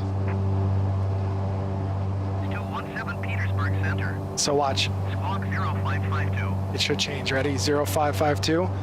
All I have to do is just acknowledge, or I can actually hit the buttons. But if I acknowledge, watch what happens. 0552, Stu 17. Boom. This is great. I love it. This took me days to set up, let me tell you. It was not easy at all, so just thought I'd throw that out there. But anyway, so that's the setup, and I just ordered 2 more cards for my USBs. I had to install 2 more cards on the computer to handle another 14 USBs. So each device has a USB that you have to attach to the computer, and right now I'm at 21 different devices that plug into the computer. And I'm still not done, so another 1, 2, 3, 4, 5, and then 6 and 7. 7 or 8 if I get another radio, because each radio has 2 USBs on it. So yeah, so that's my setup. Alan, I thought you could appreciate that. The amount of gear that I have up in here. Let's see here. Keep the windows closed, tailwind, they handle it better, wear masks, or go to jail, ignore protocol, or go to jail. Yeah, you gotta be careful out there. Except you have a cockpit in your house. Yes, I do. And boys in it, they have so many questions. Yeah, I mean, dude, shoot away. I mean, I'm gonna be here for a little bit, and I'll answer everything you need to know. It took a while for me to get that all set up, let me tell you.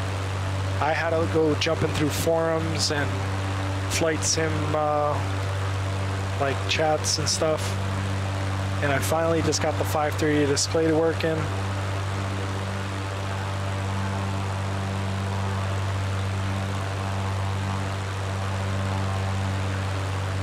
So I'll definitely show off the cockpit a little bit more once I get it all set up and 100%.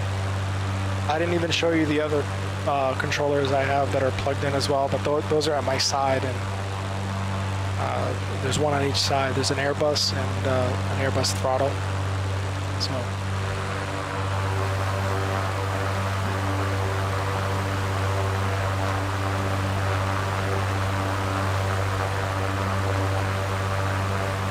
Make sure I didn't miss anybody over on Twitch. Nope, no questions on Twitch. We're good. Take my foot off the rudder for a second.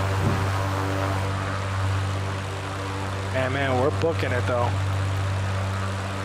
We're almost halfway there.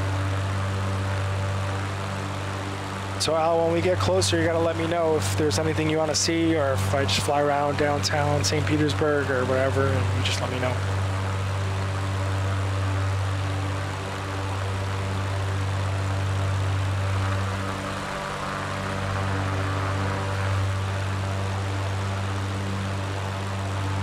It's definitely a slow night tonight, let me tell you. Not that many people here. I don't know, maybe there's other flight simmers on right now and everybody's tied up with them, or it's very odd. But it is what it is, no big deal.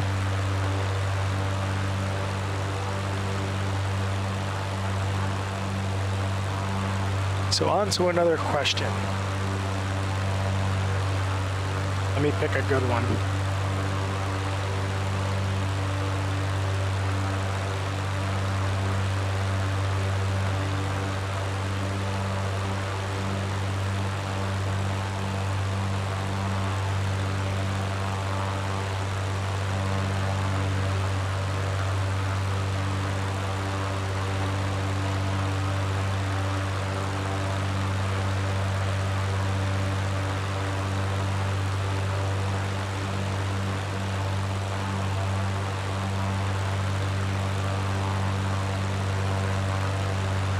Here's a good one. So changes in the center of pressure of a wing affect the aircraft's length. The lift-drag ratio, the lifting capacity, or the aerodynamic balance and controllability. Once again, the changes in the center of pressure of the wing affect the aircraft's what? Lift-drag ratio, lifting capacity, or aerodynamic balance and controllability.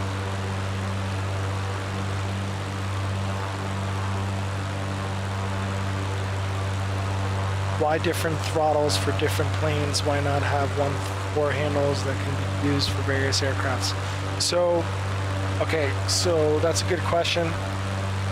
The Airbus just has their specific throttle, so it's mainly like if I'm flying an Airbus, I'm gonna have the Airbus throttle.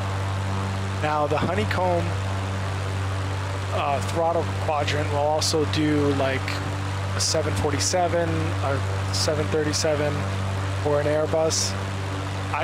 When I did my research, I bought the Airbus throttle quadrant first, and not knowing that the honeycomb actually made one throttle quadrant.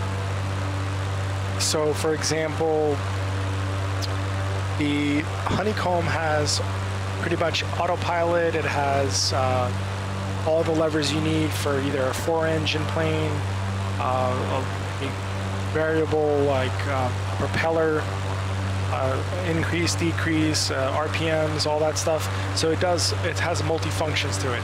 So it also has a bunch of switches. I can turn on lights, turn off lights, engage flaps, engage landing gear.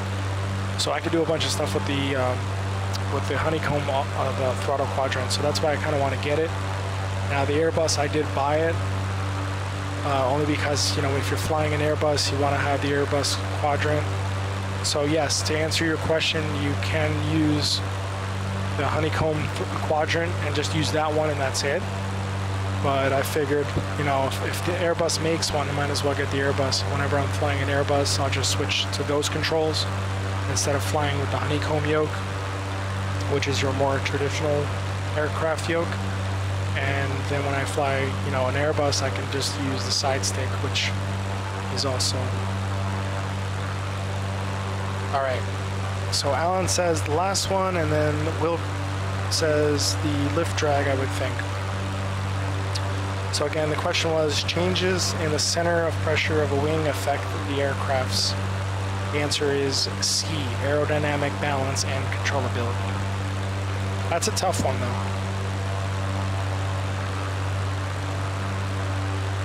By the way, these are questions you'll find on the pilot's written exam for the FAA, so in case you're wondering.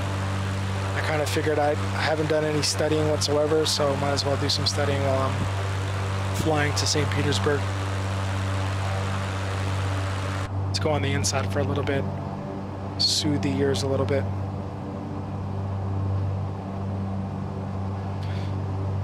Let me see if I could find a good question. Now listen, Will, if you don't use it, man, you lose it. Let me tell you.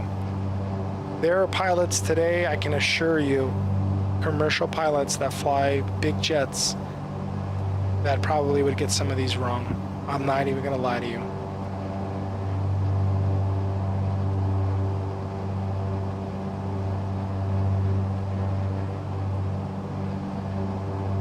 Yeah, well, that's exactly what it is. I mean, I could technically sell one of these, and because I bought a bunch of them and then I sold some of them because nobody had them.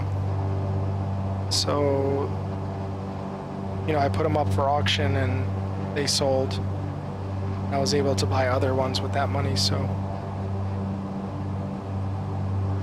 I literally walked into a store, they had like 5 controllers of the same Airbus style, and I just bought all 5 because I knew that nobody had them, and when I came across them, I was just like, you know, this might be able to turn a little profit here. So I saw an opportunity and I capitalized on it, I guess.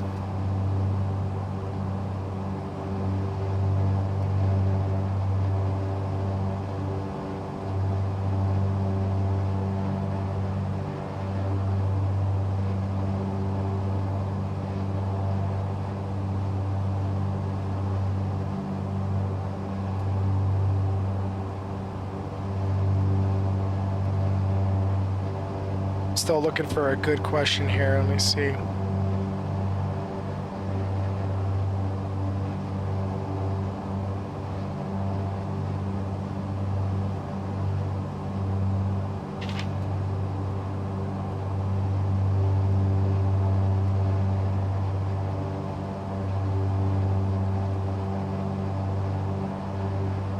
Let me go towards aerodynamics. Let me see. Everybody loves aerodynamics.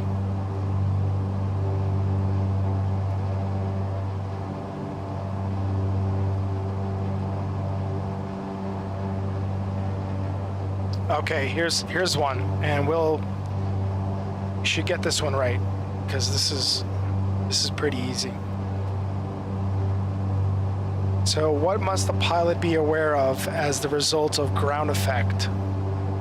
And for Alan, ground effect, I'll explain. It's when the aircraft comes down towards the runway, eventually the air is going to be underneath the aircraft. As soon as it pushes down, obviously it's displacing some of that air.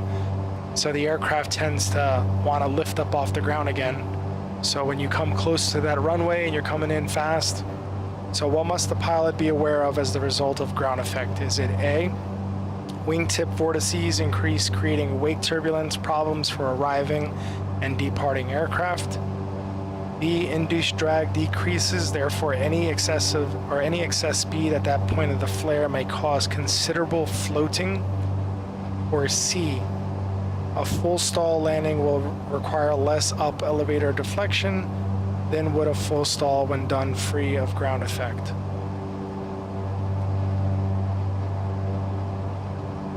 So think about ground effect, think about what it does to you when you come down and you try to land and you're above the runway. Induced drag decreases, therefore an excess speed at the point of flare, even though that word flare is pretty tricky because in general aviation, you're really transitioning. When you flare, it may cause considerable what? Alan says B.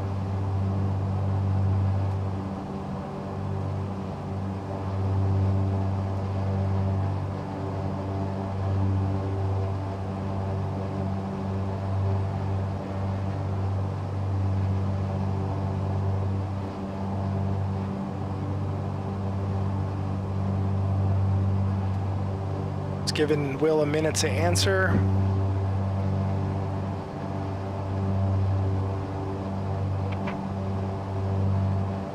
Alan's got his answer locked in at B, so let's see what we got.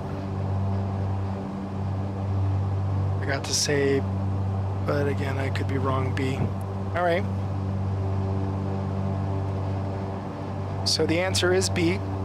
So what must a pilot be aware of as a result of ground effect? Since ground effect decreases induced drag, the airplane tends to float while excess speed bleeds off.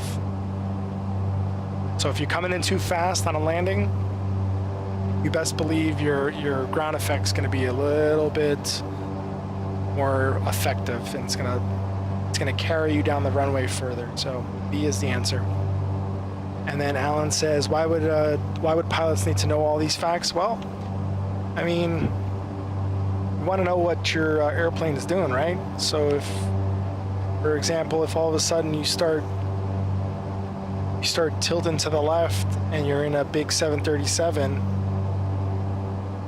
and for example, your indication doesn't, or your indicators in your panel doesn't say that your left engine's out or your left engine's bleeding out, and you start tilting to the left, you know that the power on the right engine, technically you'd be tilting to the right if your left engine goes, because your engine's pushing you only on one side, so you have to compensate. So that's, I mean, it's knowledge. It's pilots, they need to learn this stuff. They need to know how the plane reacts in every different situation.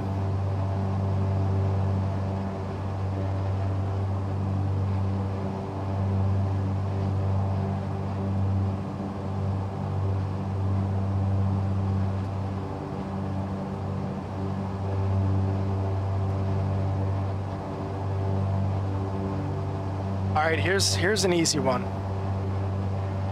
You should be able to get this one. I mean, both of you guys. I know one's not a pilot. So what is true altitude? What is it represented? How is it represented? Or what's true altitude? Is it A, the vertical distance of the aircraft above the sea level? B, vertical distance of the aircraft above the surface?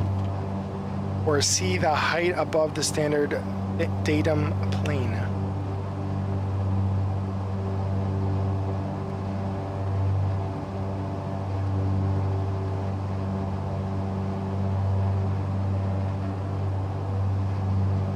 Oh, my plane's going. She's just cruising. I'm not overspeeding. Her settings are perfect. Besides, we're already almost 3/4 of the way there.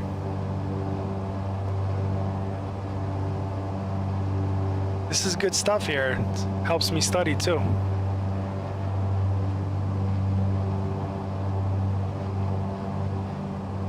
It'd be cool if I could open the window. Can I open the window?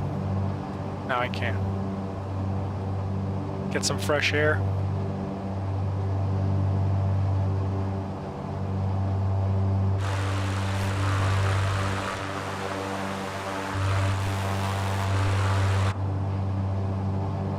Alan says B.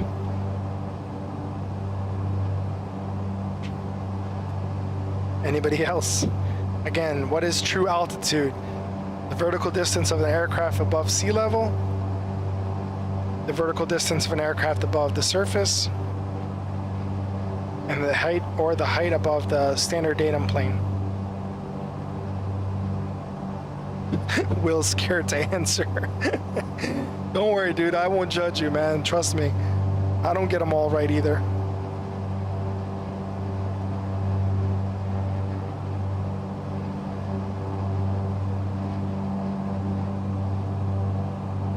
I wonder what this does.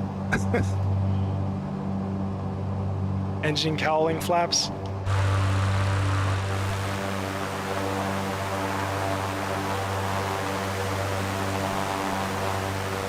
Oh, there it is. I think we're supposed to open this up so cold air rushes in. Better performance. Let's see here.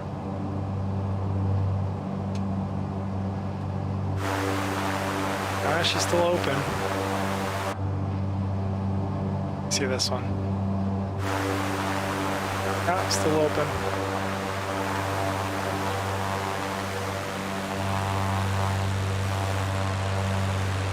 This thing's got exhaust pipes, you see that?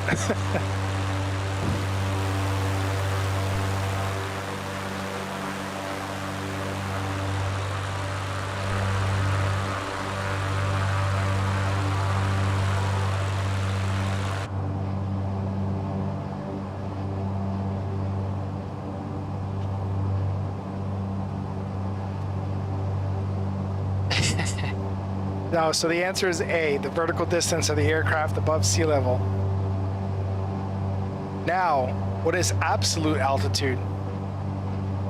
So true altitude is the actual height, vertical distance above mean sea level. And then the absolute altitude is what? The altitude read directly from the altimeter, the vertical distance of the aircraft above the surface, or the height above standard datum plane.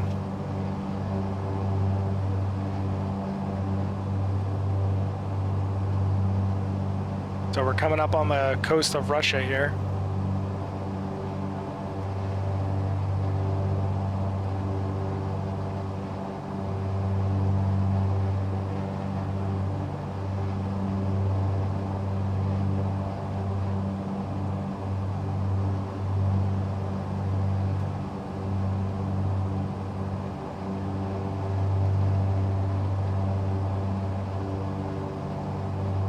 He said B must be correct. So the answer is B, the vertical distance of the aircraft above the surface.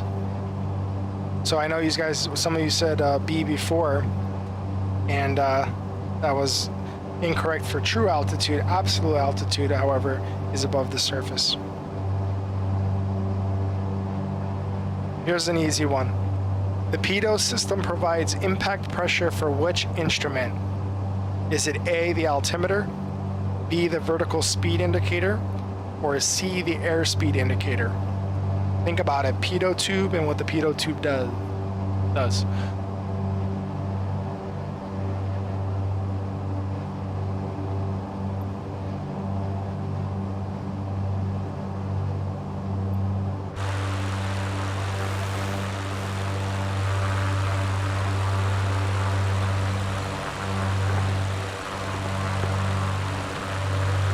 Alan wants to know what the two white strips are underneath. Which one? These two? It's a good question. I don't know if that's a paint job or maybe it's supports for the landing gear. Let me see. So the landing gear doesn't, I don't think that is. I know that has to do with something that bleeds out of the aircraft. Same thing as the fuel one. That's just a step to get onto the wing. And then the fuel has like fuel ports that kind of sweats out excess fuel. I think that's what this one is. I don't know for sure, but normally this is an instrument, if it's facing the other way, it's a discharge. It's not going to be taking it in like this one. This one right here, the pitot tube. That's another exhaust manifold. Or exhaust pipe. That's a pitot tube. I don't know what these are, but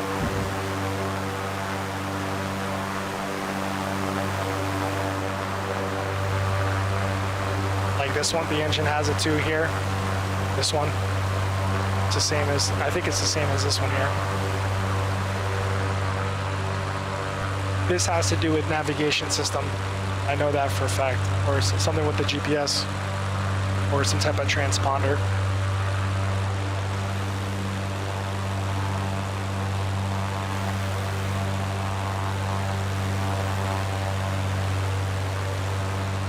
These guys should be for static electricity. These little lightning rod things. You get struck by lightning.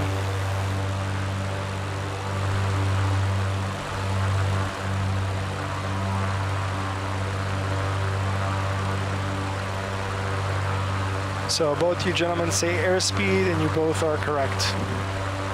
ADS-B antenna, yep, that's what it is, for sure. I guess when we drop the landing gear, we'll see if this, I don't think it, because this thing's in the way. I don't know, maybe you want to Google it, see what the strips are for.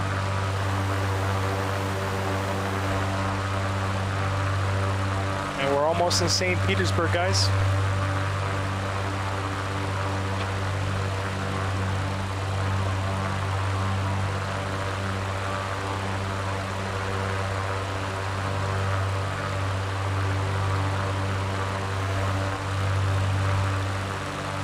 Moving right along.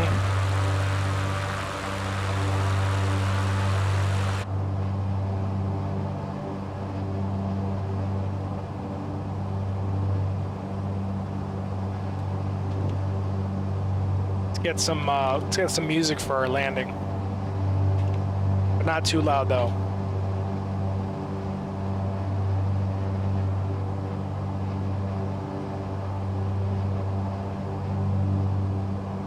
Oh, guys, we're at 4,093 followers. Wow, that number went up a couple. That's awesome. Thank you so much for anybody that's watching that follows the page. Truly appreciate it. Consider giving me a like and a follow if you can. Be greatly appreciated. Try to do all aviation related flight sim stuff and try to learn a few things here and there. I'm always learning, so these guys bring knowledge to the table. I'm willing to retain it. So, will I always do flight sim? Probably, and probably not, because I try to mix it up a little bit. But right now it's been flight sim all the way, only because I have all this gear.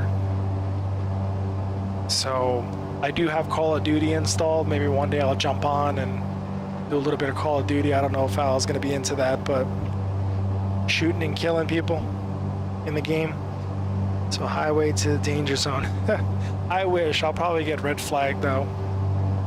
I don't know how people do it though. I've seen other streamers, they stream like full content, copyrighted material, and they get away with so much, and that's cool for them. I'm not mad or jealous or anything, but I just feel like, you know, they're not getting banged out for the copyright infringements, and meanwhile, I got one strike on my account for posting something the other day, about a couple days ago. Hopefully it drops off soon, because I think it has something to do with my followers being so low, or my viewers being so low.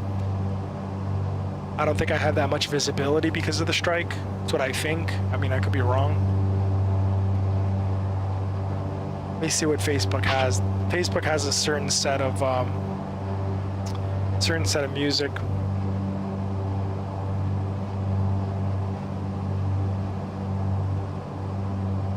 So what we in the mood for here? I got blues, Middle Eastern, Latin jazz, ambient rock, African R&B, electronic, pop, classic, Indian, reggae, Japanese, everything.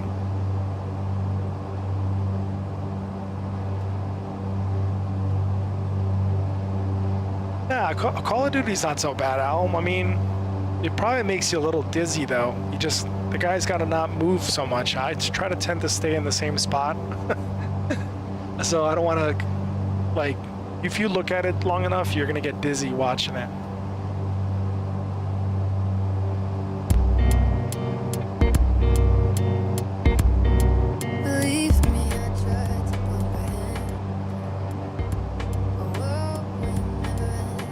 All right, coming up on St. Petersburg.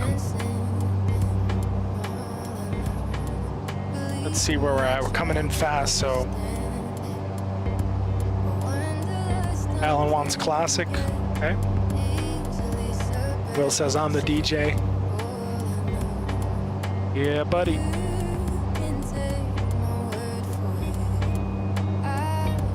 Let me see what kind of classical music Facebook's got.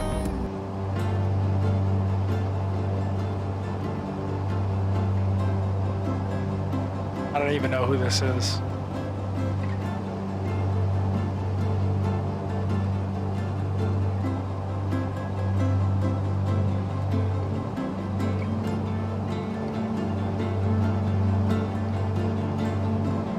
Let me see if anybody else is streaming right now. Might as well take a peek real quick. Still happy with 4,093 followers. That's pretty awesome. I just wish they all hit ! Notify in the chat so they can pop in once in a while. I think they just follow and then forget it. They don't have the notification bell set.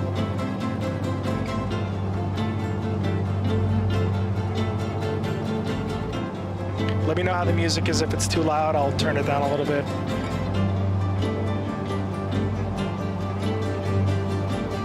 Yeah, there's not a soul on right now. That the people that I follow, everybody's all flight simmed out right now.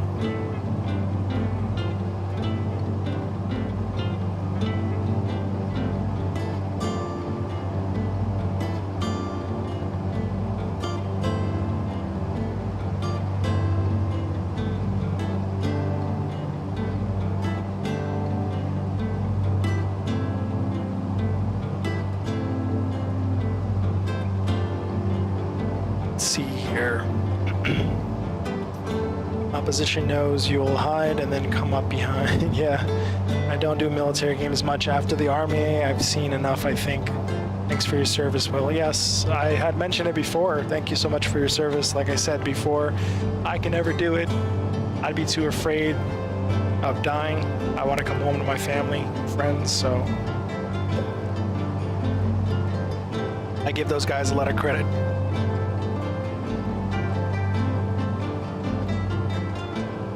All right, let's make sure we don't overshoot our airport. Actually, the airport's straight ahead, so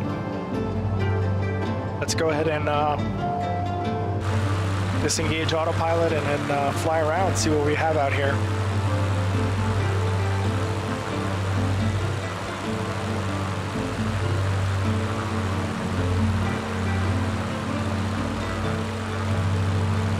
I thought St. Petersburg was a lot bigger than this. Maybe we're not close enough.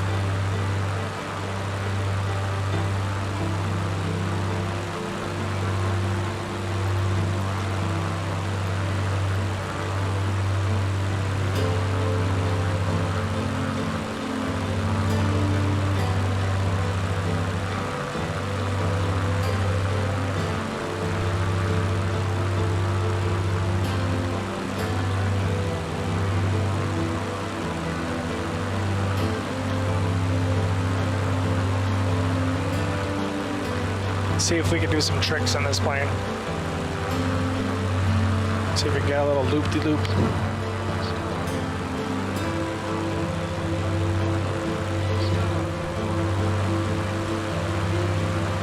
And ladies and gentlemen, we're inverted.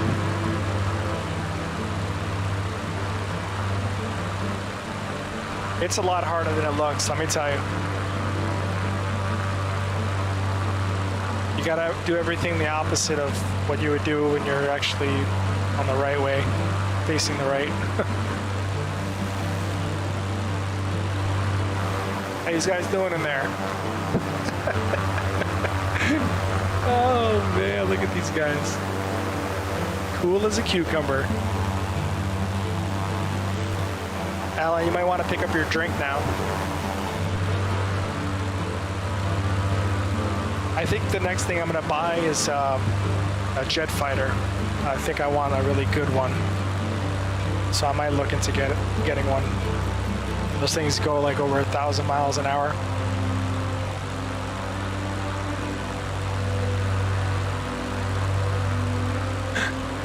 Well, you're going to need 2 barf bags, bud.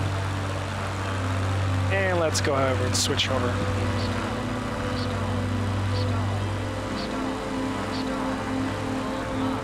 It's tricky getting out of that one.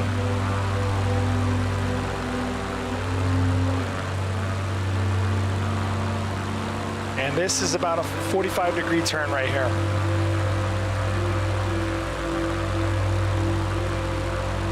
All right, here's St. Petersburg. I guess this is downtown St. Petersburg. Let's fly low and fast. Full power, and we're over speeding.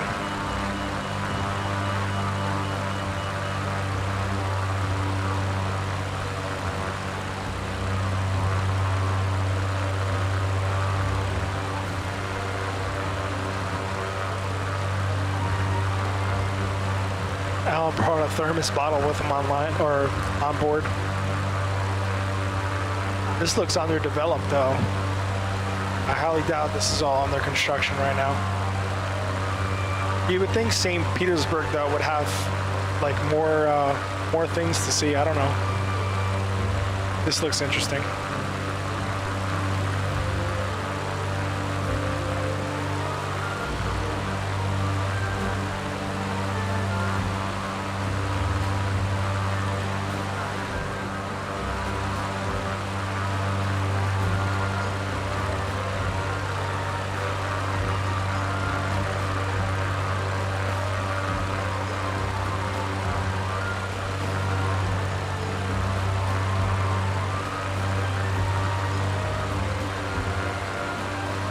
Go down the alleyway here. How about that for a flight maneuver, huh?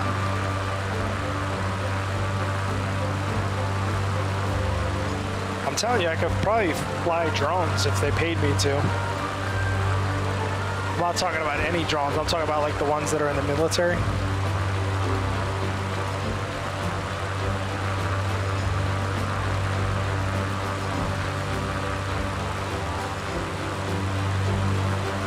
You need a lot of rudder on this one.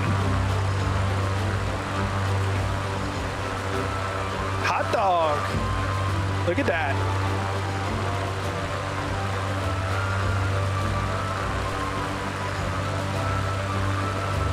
This is what people want to see right here.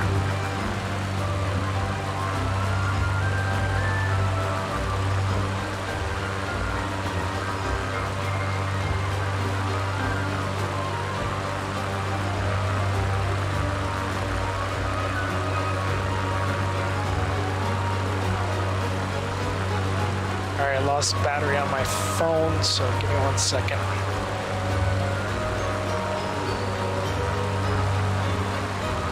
That way I can see the comments.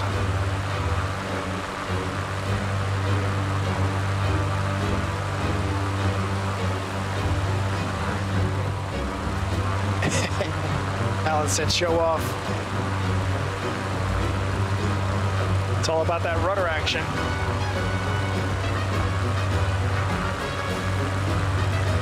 Well, check out the classical music though. Okay, Facebook, I see you.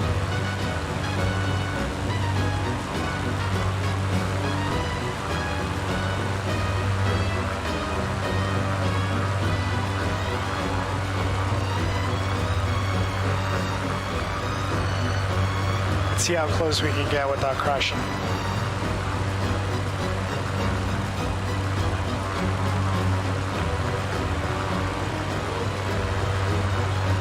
Whoa, antenna.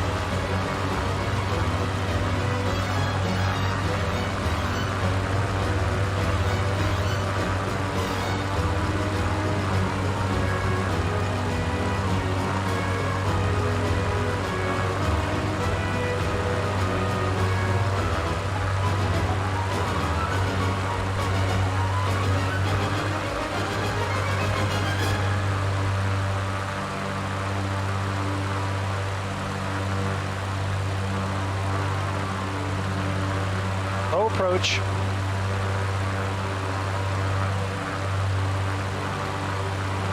It's a tight squeeze, but we'll make it.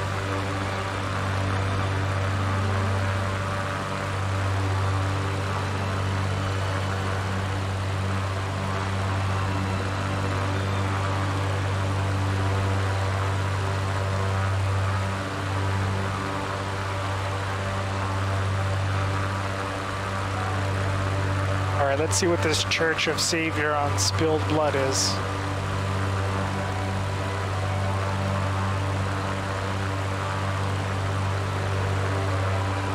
Yeah, St. Petersburg is really underdeveloped.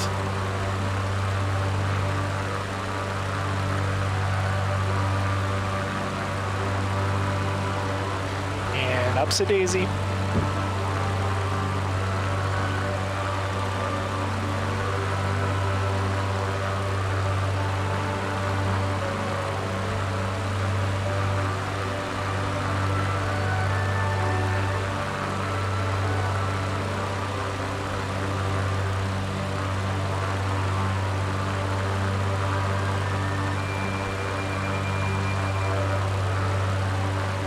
This is the way to get followers, Al says. Music goes well with the flying, yeah? Oh, look at that. That looks pretty cool. Oh, it's... Oh, I thought that was the Kremlin. I'm like, wait a minute. Is that the Kremlin? No. That can't be the Kremlin.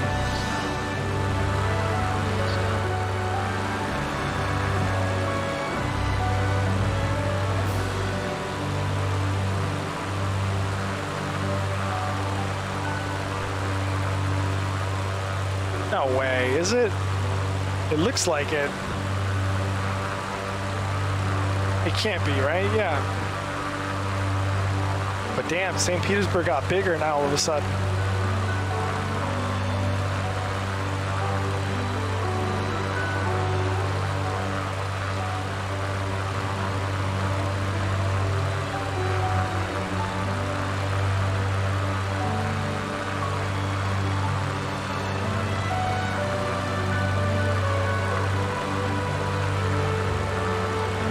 fly over the lake here. I'm definitely not flying underneath that bridge because I'm gonna end up crashing, because even though it shows that there's space underneath, last time I did it, I ended up breaking the plane. Oh, look at this music. It's choreographed beautifully with the flying.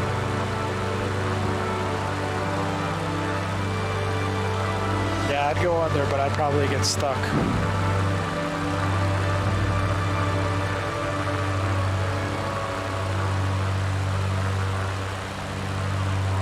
Same onion domes, yeah. It looks like it.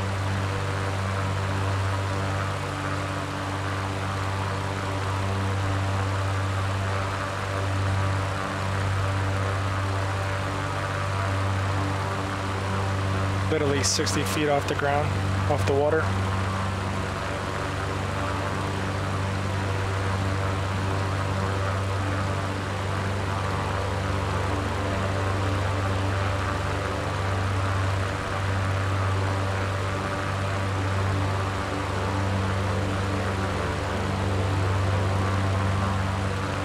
How low can you go? How low can you go?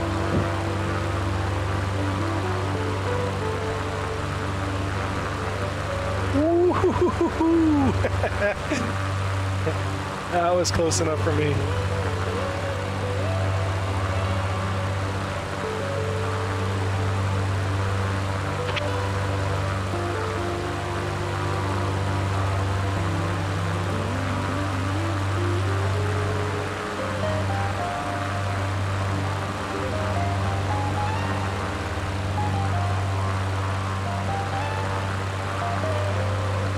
Still got 50% fuel though, so I know somebody's watching. They're probably hoping I crash. Never, sir, never. I will never crash. Ha ha. All right, sharp left turn right here.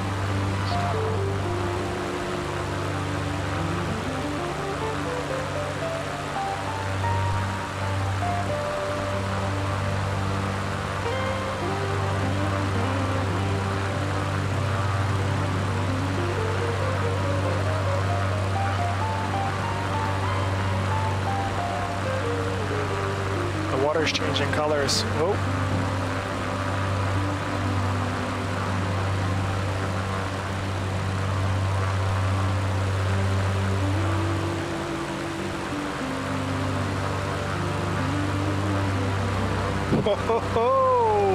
Oh, you almost thought I had it there, didn't you?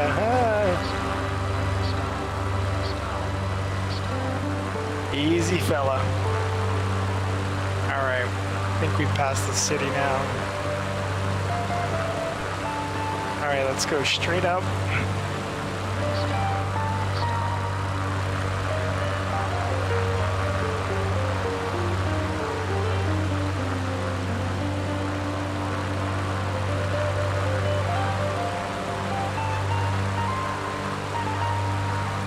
Let's figure out where we're at here.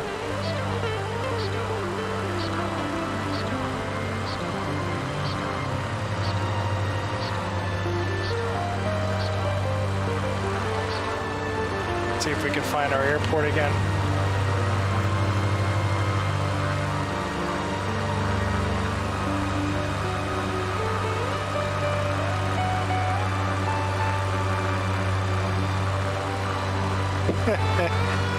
Yeah, I mean, I only crash on purpose.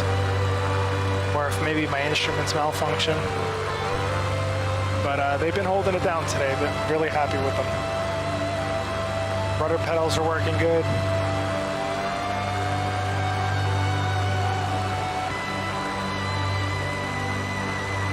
Let's go ahead and get ourselves back to the airport. Is the music too loud? I feel like it's too loud. I don't know. Maybe because it's coming into my headset.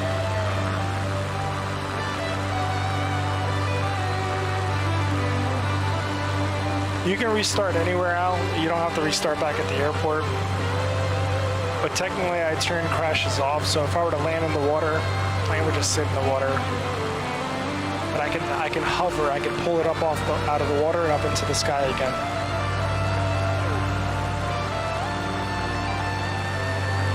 right, there's our airport. Let's go ahead and slow down.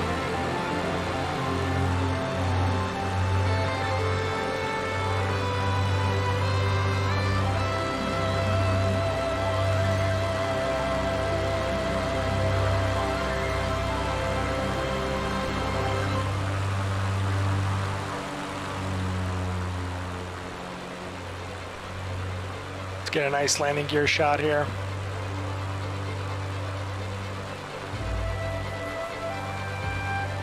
Got to get below the white arc in order to deploy flaps and landing gears, so as soon as we get it, right there, gear coming down, and 3 green on the instruments, and flaps for landing.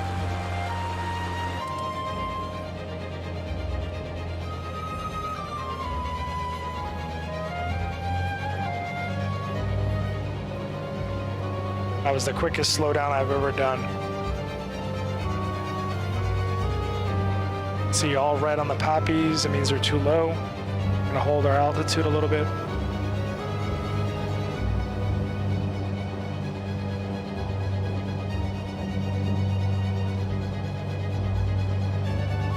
Got one white.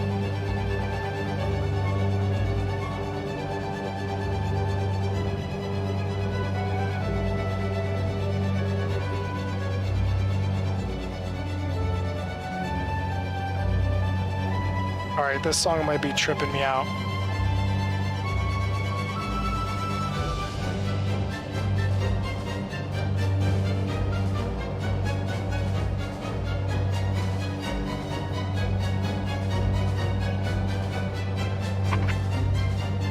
Alan says I'm cheating.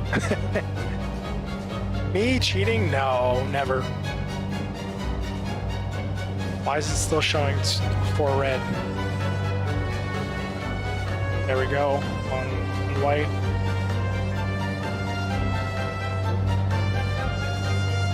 Two white.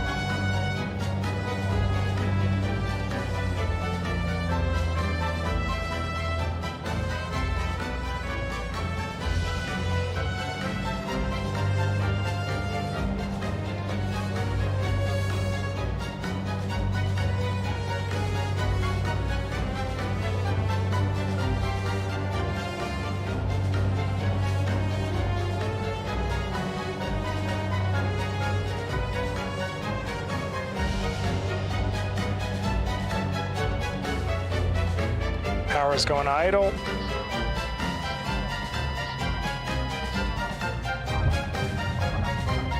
There we go. All right, I gotta get rid of this song because this thing is tripping me out.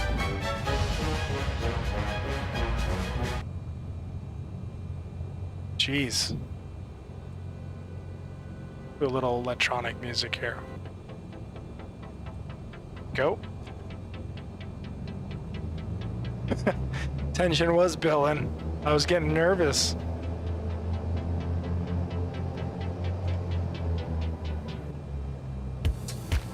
Ooh, there we go. Nice beats. There we go. Now we're bumping. Now all of a sudden the viewers popped on. Welcome guys. Thanks for joining us today. Where you guys been hiding? Thanks for popping in. Be sure to smash that like button.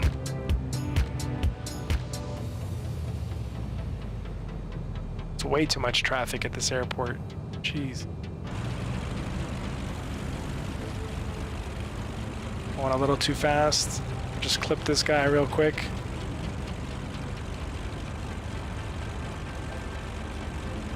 All right, next flight we should go over to the Philippines and visit our buddy Will. Will, give me an airport, bud. I'll do one more flight, no big deal. Here's our fire truck. We're gonna park right next to the Cessna. This guy's waiting for us. Or maybe somebody's here flying, I think so. See all this ground crew.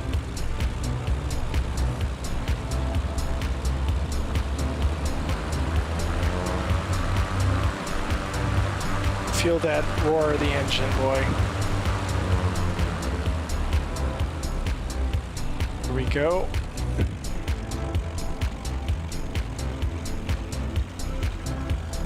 All right. That's all she wrote on this one. Let's turn off our instruments. Landing beacon coming off, engine coming off. Sensor switch. Let's go back to the main menu. You said poppies? Puppies. They're pappies. P-A-P, pappies. P-A-P-I-S. S just stands for plural. Technically, it's pappy.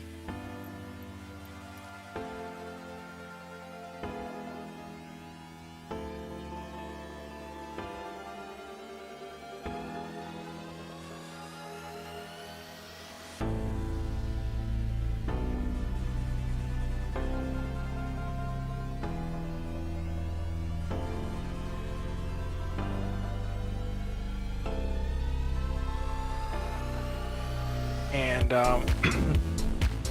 PAPPIES has a specific, it's an acronym for precision approach path indicator. That's what it is.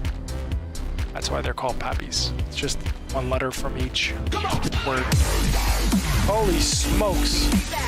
We got our first like of the night. Actually, no, we've had other likes before, but Tony, thank you so much for the follow. Appreciate it. And Navad Saeed, thank you so much for the like, appreciate it. And let's see what else we got going on. So where are we headed to? Will probably took a little break. I think I made him sick with that flying. All right, Philippines. They are, where are we? That's Japan. It's China. Should be around here somewhere.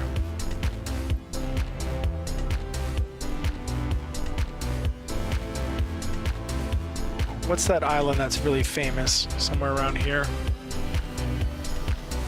Kuala Lumpur is famous. Let me see. Gotta look at a map because this map sucks.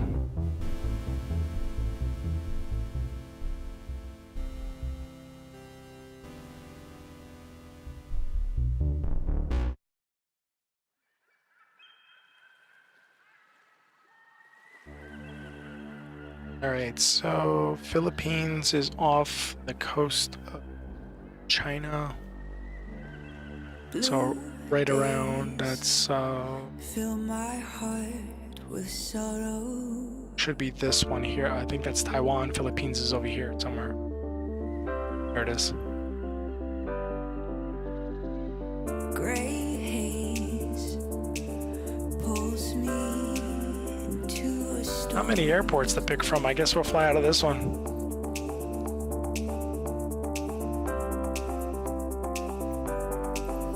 Which plane should we take? Blue days are sometimes hard to swallow.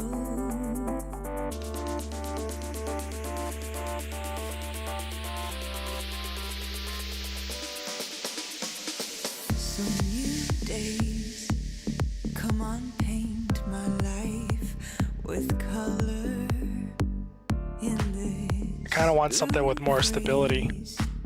I'm just a word without a home. This one looks like a cool one.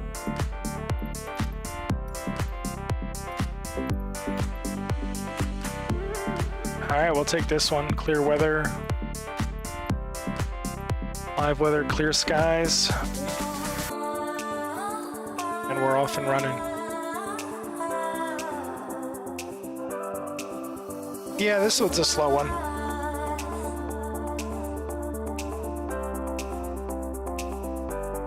Let's give me some water because I'm thirsty.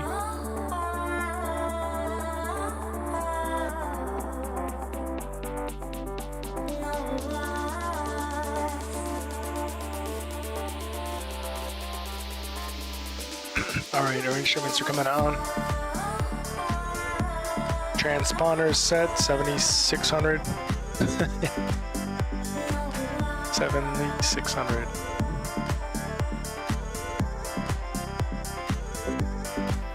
Come on, guy. Blue days fill my heart with sorrow. Gray haze. You said who all is out there? I have no idea.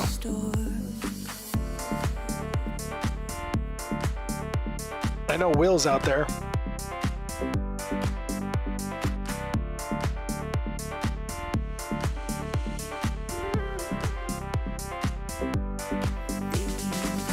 Blue days are sometimes hard to swallow. So new days, come on, paint my life with color.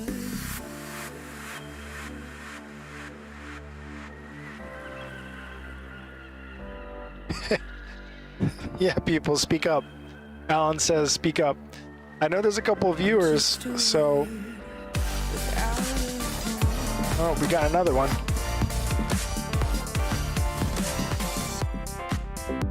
David, thank you so much for the like. Appreciate it.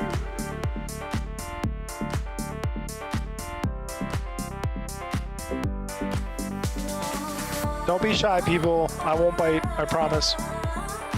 I also won't bite your head off if you ask a question. It's all good. All right. Ooh, this looks pretty interesting. See if we can turn it around. Yep. Start it right up. Make sure that there's no fuel issues. Oh, this is a new one for me. Let's go ahead and move our map. Move our map over to our screen.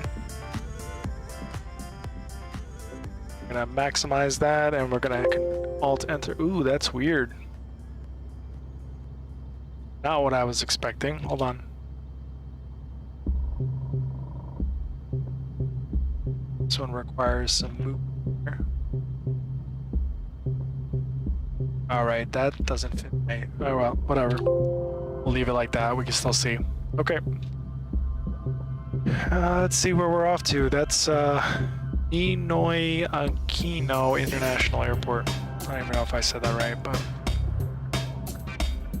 this one's got propeller RPM control and mixture. Canopy lock, I don't think we can use that. Nope, can't use that. What's this thing? Emergency fuel shut off? No, we don't. We fuel. What else we got? All right, this one's gonna be a fun one because I can't see the runway.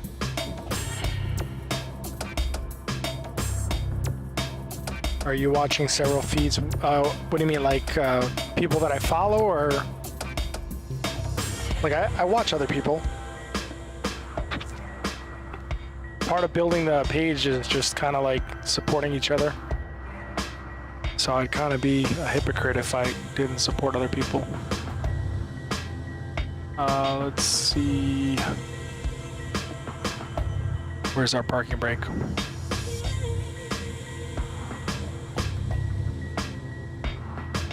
Throttle control.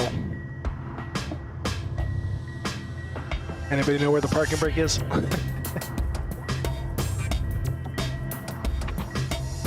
Man, I'm starting to get anxiety just looking for the parking brake.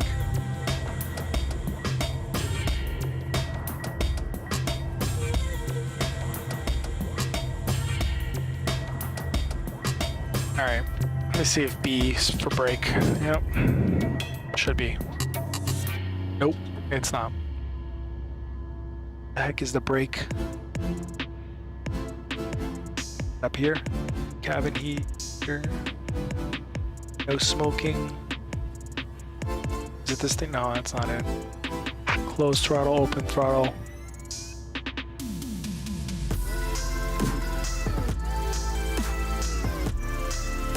All right.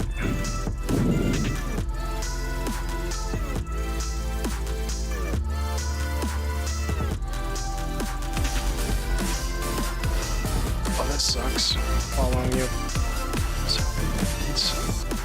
Oh, people following me. There's a couple pages that follow me. Give me a second. Let me. Eric, thank you so much for the 50 stars, man. Appreciate it. Welcome. Don't know if you've been here the whole time, but welcome to the stream. All right, I gotta figure out how to set the parking brake on this thing. That's not it. It's probably gonna be like a switch or something. Batteries, alternator, boost, strobes. Like, why would you hide the brake?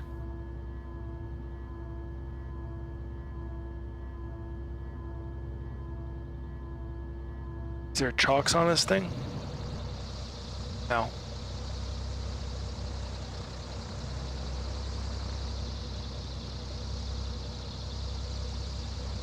Hey, Alan, meet Eric. Eric, meet Alan. Alan is from the Midwest in the U.S. and Eric is from Australia. Perhaps road tied to a brake. Yeah, I don't know where it is. It's driving me insane. I'm starting to get agita just trying to find it. See if it's around here.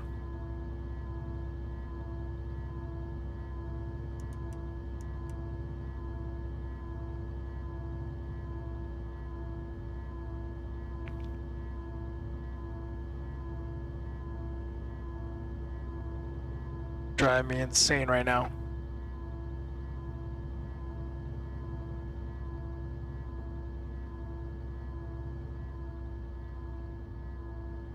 Not on the roof, is it? No.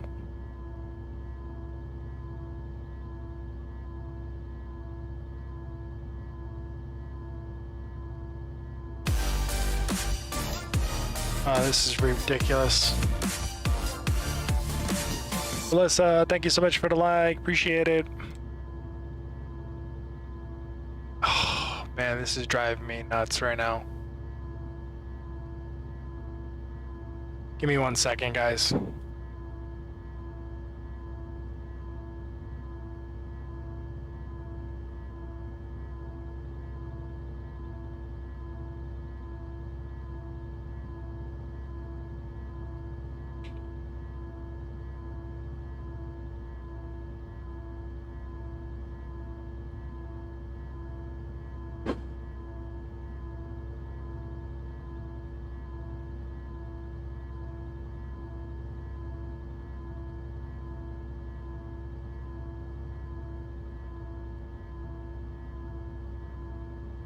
I can't believe that I have to look for the brake on this thing.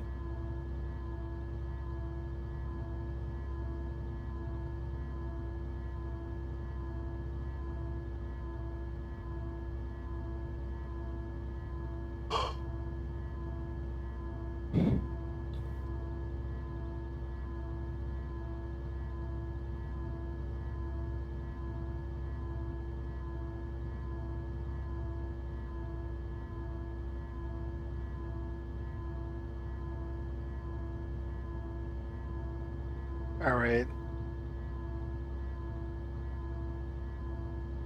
See if I can get it.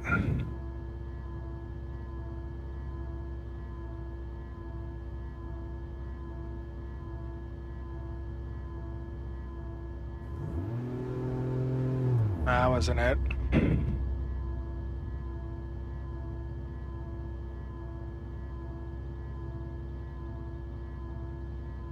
Oh, wait, hold on.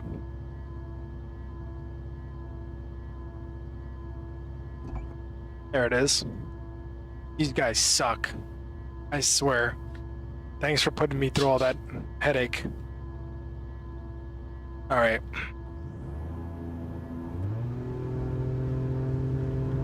Freaking me out over a parking brake. Whoa, whoa.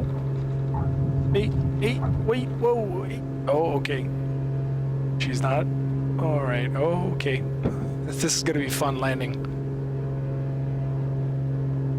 She's very, she's more like an acrobat. All right. Whoa. Get back out. All right. Now that we're quickly in the air, flaps are up. This thing doesn't have retractable landing gear. I think this is a stunt plane. Hold on a second. Let me see how fast it moves. Oh yeah, she's a stunt plane. Whoa.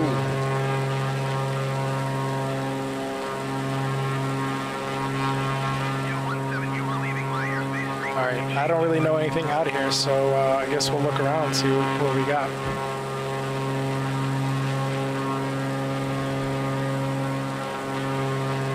She could probably do a loop-de-loop too. Ready? And here we go. Yeah, she did a loop. She did a loop. Alright.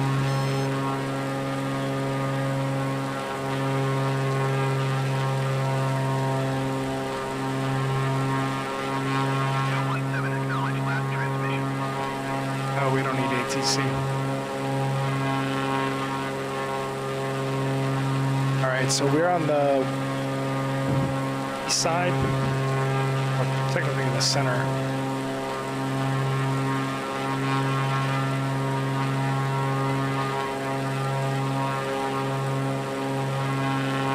Tickle tummy time. Oh man.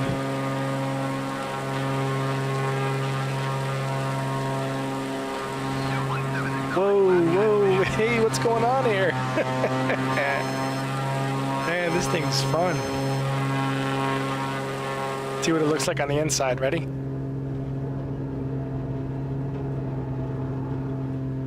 Yowzers. Alright, simmer down, simmer down. She's very sensitive.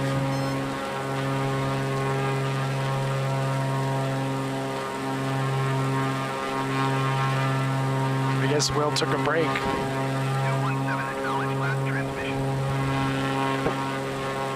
It's like a kite flying in the wind. Alright, let's see if we can do something really crazy. Ready? Let's climb up a little higher. We're gonna put this bad boy in a nosedive spin. See if we can recover from this. Yeah, I think this is fun. Okay. You know, one thing we have to do as private pilots is, or actually after we complete all our courses, we have to do spins. Actually, no, for CFI has to do spins. We don't have to do spins. If you want to be an instructor, you gotta put the plane in a spin and then recover from it. Me personally, I like my plane perfectly level. I guess this is as close as I'll come to putting the plane in the spin. Alright, 5,000 feet should be okay. Let's see what we got. Ready? And we'll pull the power back.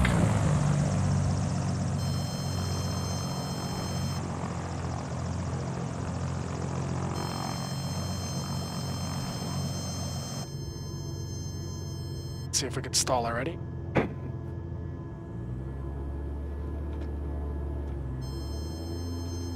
She has a very weird stall, losing altitude as it is. Hold on.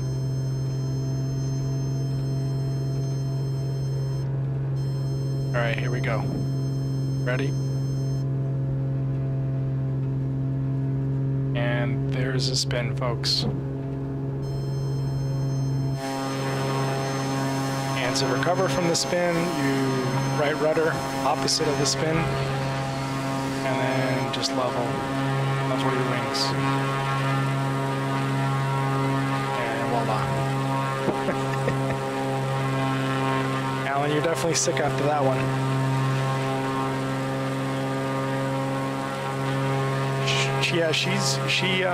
Her equilibrium is really weird, or her center of gravity, I should say. It feels like the plane is like front heavy, even though I don't have the feel per se, but I can see like she's very sensitive on the wings. Like you have to be gentle on the controls. Let's try that again.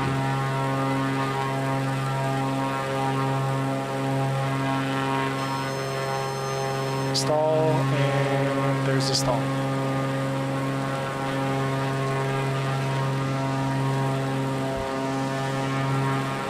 So rudder opposite of the spin, so if we're moving to the left, it would be right rudder. Level the wings. That's it. Go back gently, let the airspeed climb, and we're out. Try one from inside.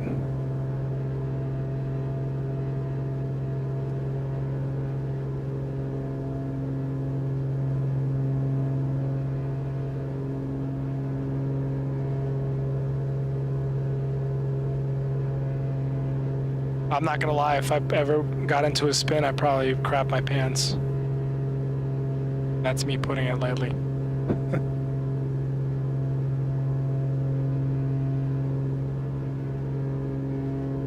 Alright, we're coming up on 5,000.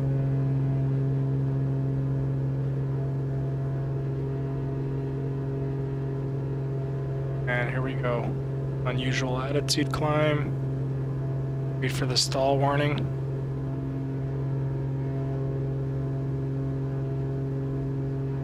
There's the stall coming. Oh, warning. Odd. Oh, she's buffering. Oh, there it is. She was buffering. But no stall warning. That's weird. And there we go. Opposite rudder.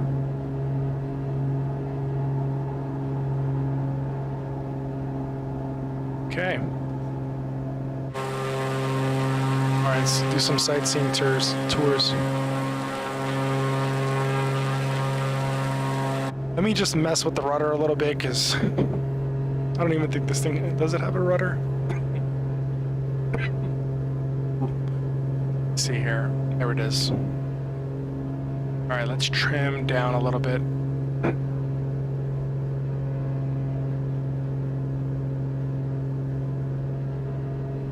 I think tail... Oh, that's too much. There should be good. Yeah, you gotta trim this plane for some reason. There it is, it's holding altitude now. Still climbing, still climbing. There's a trim tab on the yoke. See, that was too much.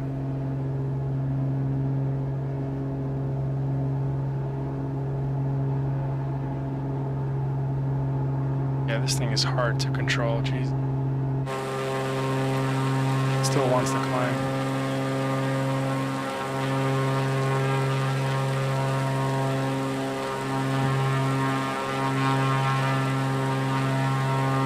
It's climbing by itself.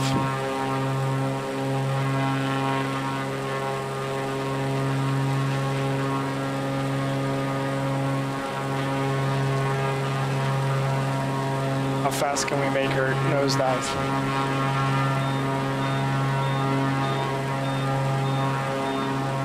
It's like a kamikaze.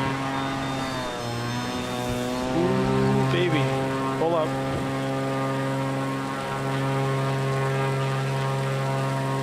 Alright, this one's gonna be tricky to do low altitude. Let me see. She's so sensitive. 1 minute I'm there, and next minute I'm in the building.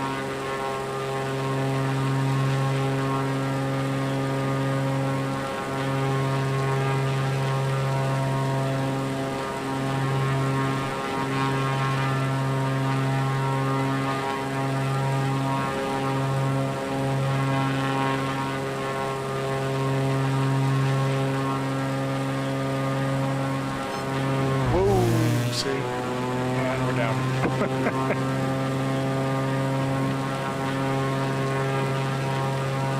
Which one brings me up?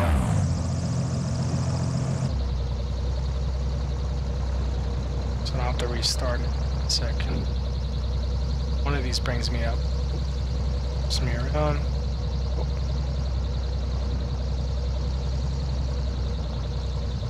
Tree trimming.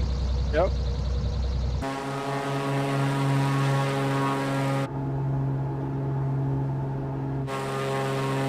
we're back.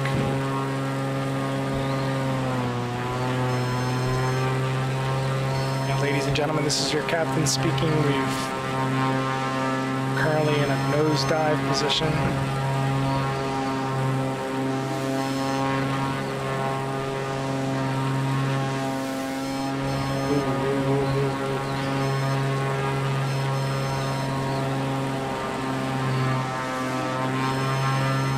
People wanted their acrobatics, here they are.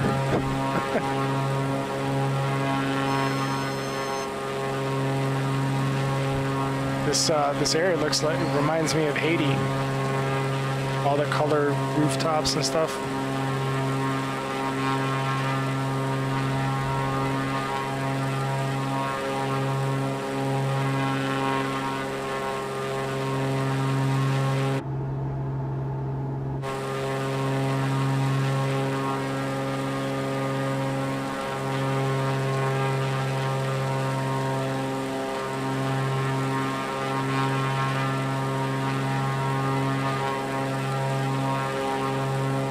It's like an RC plane flying around.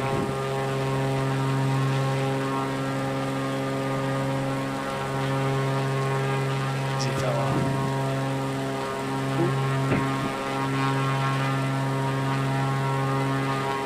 Anybody need their trees trimmed?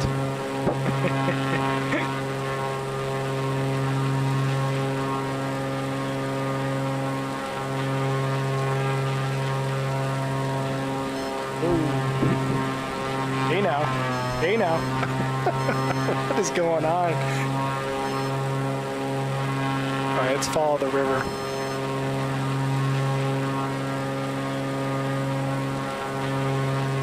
Is that a bridge? Yeah, we're not going to clear that. Or are we? Oh! Oops. And Bravo Exam. Which one is it? One of these. Oh. Which one is the one that we... See if I can take off in water. Oh, look at that. She runs in water. Okay, no, never mind. Oh.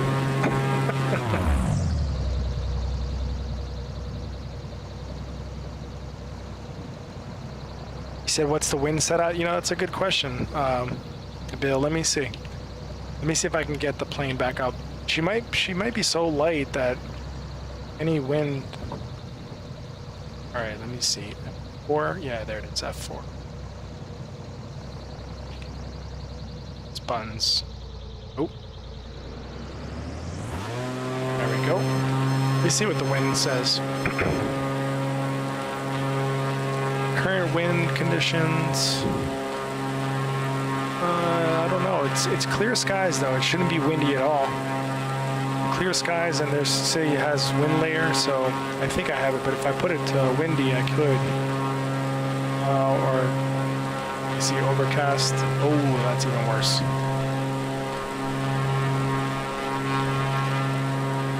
This plane is just super fragile.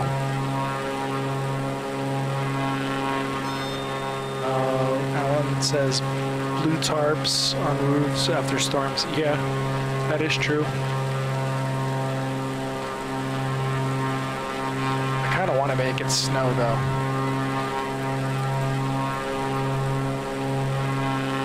Oh yeah. I guarantee you we're gonna ice up. We're gonna fall right out of the sky. Look guys, snow in the Philippines.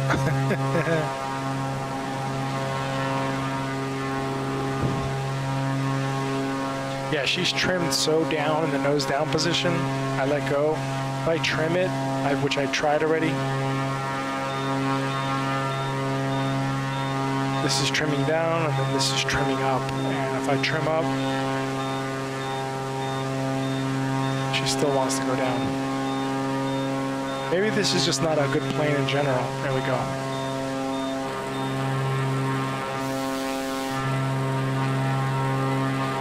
Like, the trim sensitivity is horrible. like you do it a little bit and it goes, doesn't, oh, look, I'm starting to ice up. Oh boy, I'm iced on the inside. Let's see if we can make it fall out of the sky with all the ice on it. Let me make sure. Oh man. See if I can keep it level. I don't think this thing has anti-icing. It doesn't. Nope. Let's see if we can keep flying.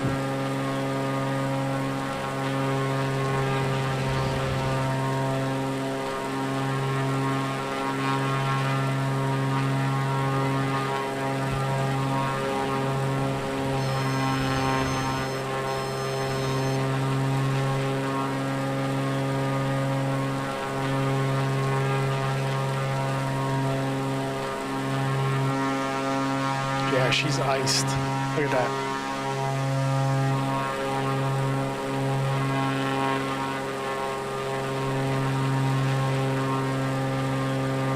She's still flying though. You're gonna start to see your airspeed drop, even if you're straight level. Propeller's starting to do some weird stuff. The cone is all iced, the wings are iced, landing gear's iced.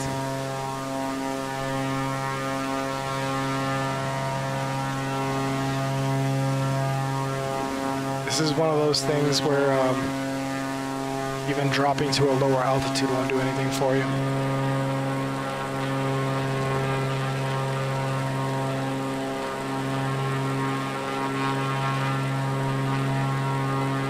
Not even flying upside down will help the ice.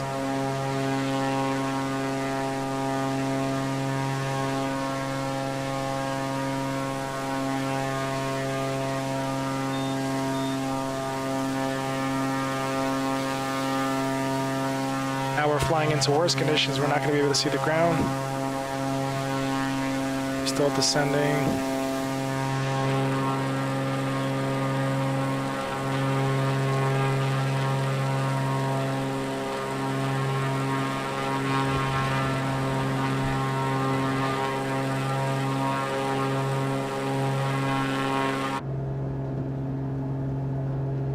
This is kind of like flying into IFR conditions, or what do they call it? Not IFR conditions. What's the name for it?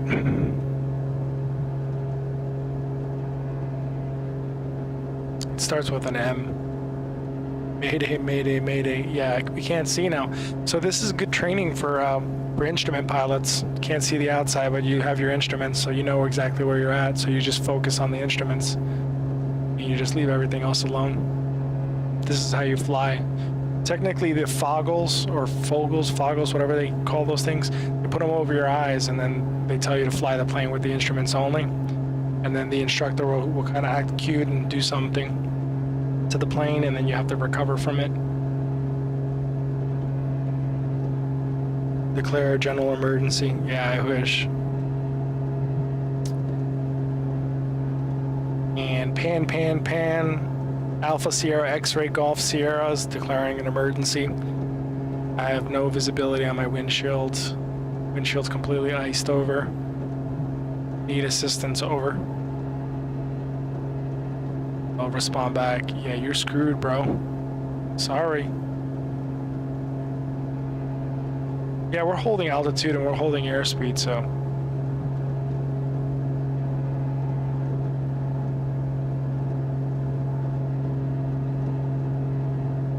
Alright, shall we get out of the ice? We can also do rain too. It's raining.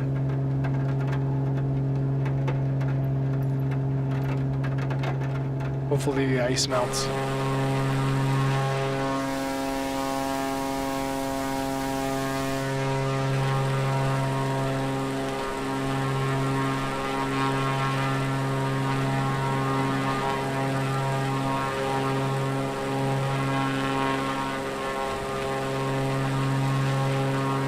It's typical weather for the Philippines, always raining in certain months.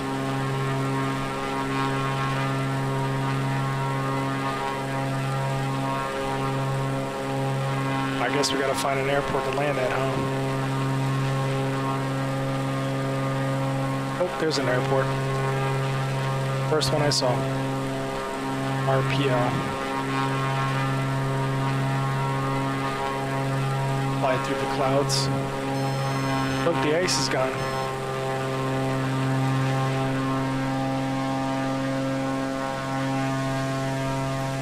She's vertical.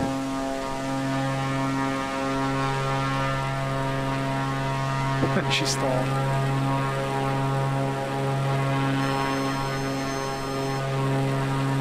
Why is the water green now? That's weird.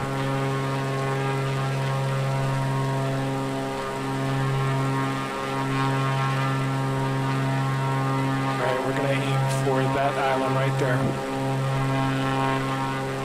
Okay, maybe somewhere closer. Let's see. Okay, this one here. RPLY. RPLY.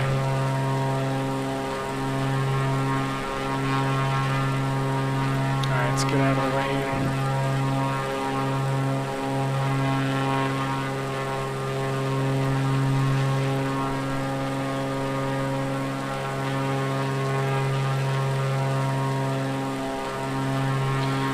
Now the cool thing about this is we can make the clouds different heights.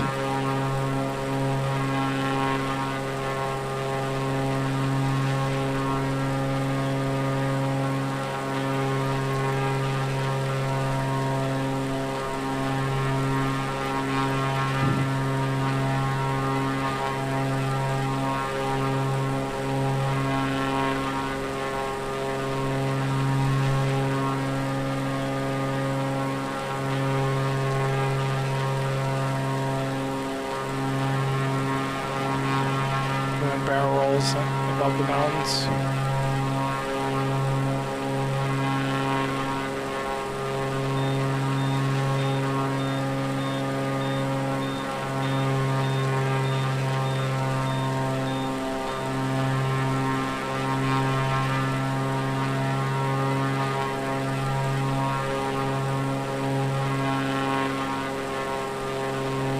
I feel like this would be me in real life though, trying to fly over trees and stuff.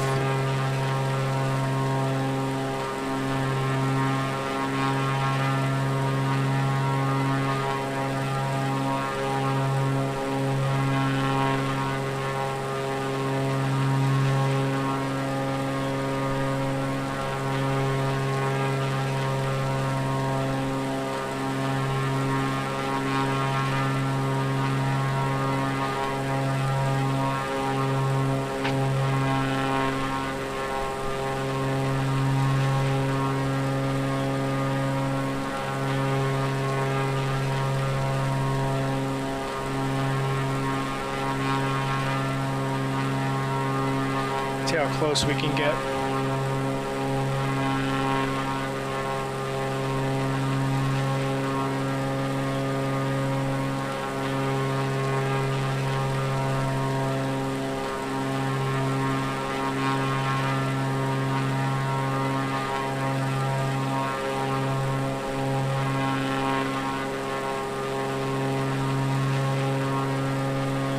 It's tricky because she wants to keep pulling up.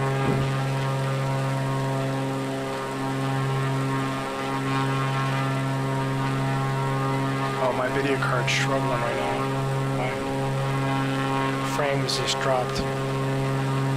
Has to do with the detail of the water, probably.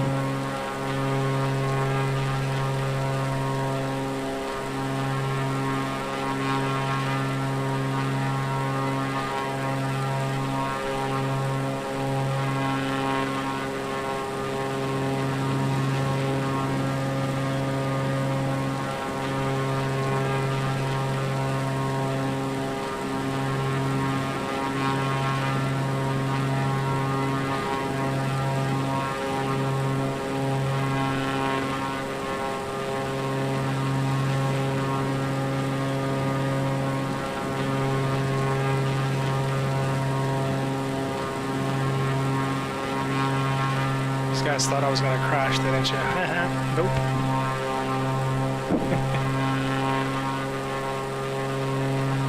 And let's see. label on the parking brake. Oh, there was no label. I just went in, Googled the brake controls on the keyboard. So apparently on here it's Alt and num lock and decimal point to unlock the brakes, which is a weird combination, but whatever. I thought B would work just fine. First time I figured out how to unlock the brakes by the keyboard.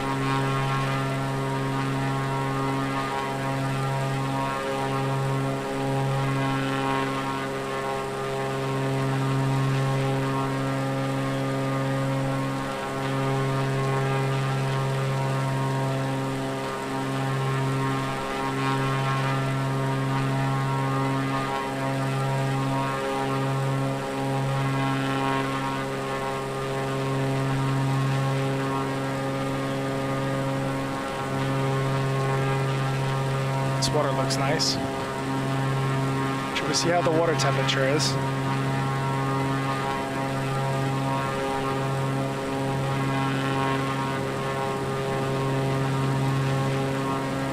Just a little warm. Wow, this is really nice out here. Let's get rid of the clouds and see if the sun makes a difference. Oh, look at that. It's beautiful.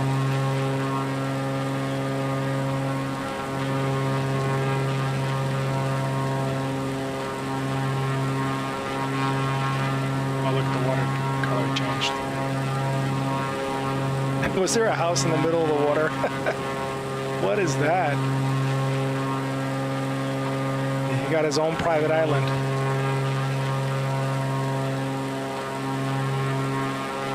I think we're shooting for this island. Let me see. No, it's this one over here. We'll get there eventually. And this will be the last flight of the night. And I'm gonna head to bed. For some reason I got exhausted. Maybe he was trying to look for the brake. Houseboat. That's what it looked like.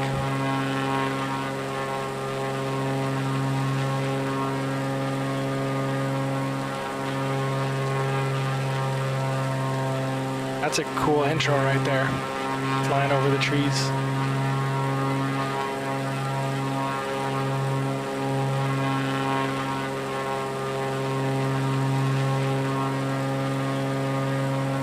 Nothing but jungles out here.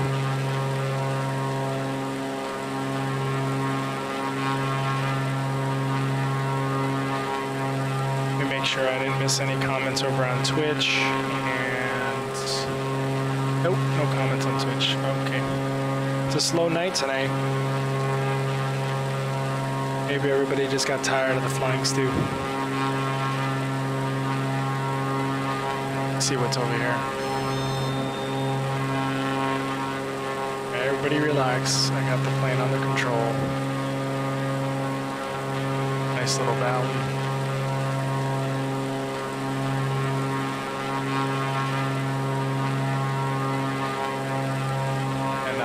Nothing big out of here.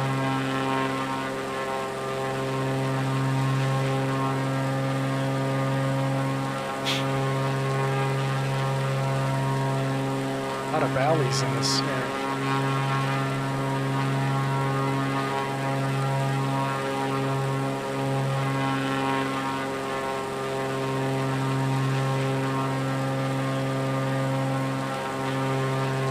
Alan said you're never tired. You're never tired, or I'm never tired.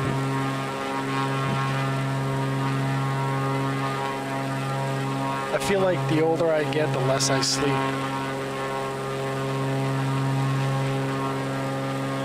I enjoyed my naps when I was a kid. And I was able to have them without any responsibilities in the world. Whoa, what is this? The hell was that? Oh, look at that coastline. Just beautiful. Yeah, I'm definitely going to look into getting a fighter jet. I just like to go fast.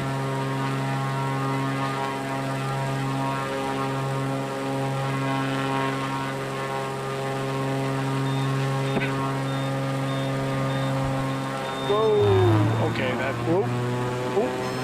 whoa, we just bounced off the ground. Kept it going.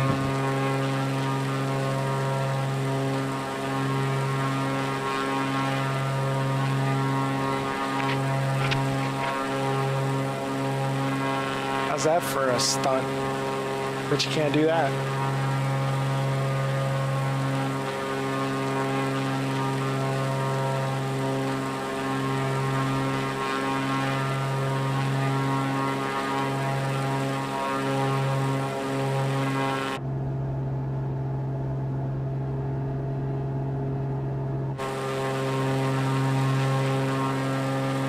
That was really good. Yeah. I was aiming for that. Let's see if there's any airports on this island. I feel like I want to go watch a movie and go to sleep. Maybe we'll do a beach landing here. Let's go ahead and throttle back. I see a beach up ahead.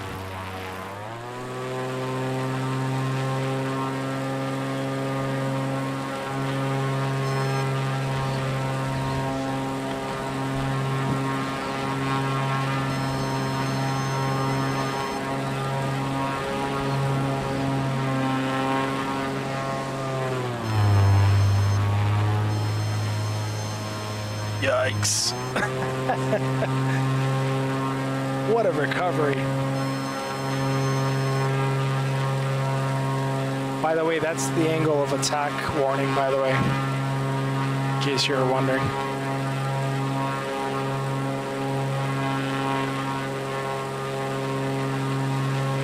Yeah, it is falling, and also I have neighbors, so I don't want to, I'm actually courteous to people, and I don't want to be screaming through the phone, or screaming through the microphone, I should say. But what the hell happened to our beach? Oh man, we're going in the opposite direction.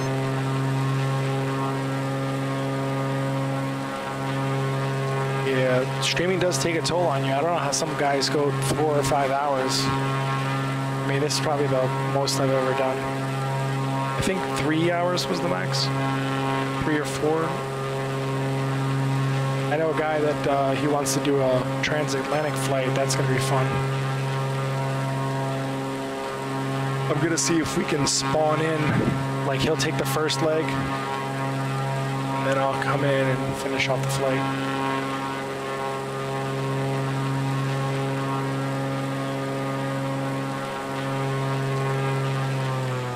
Alright, no beach, but try to land here on the... Drop my flaps. Wait, flaps are not going down. What's going on? Did I break it? I would just do a no flap landing.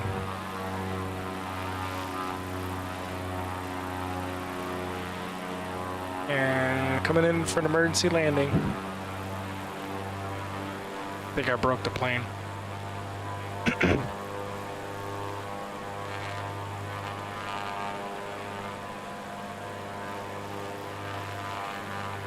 This is gonna be fun. Coming in too fast though.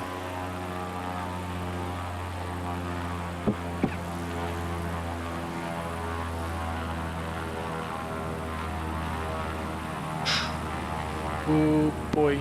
Oh boy, oh boy, oh boy. Ooh.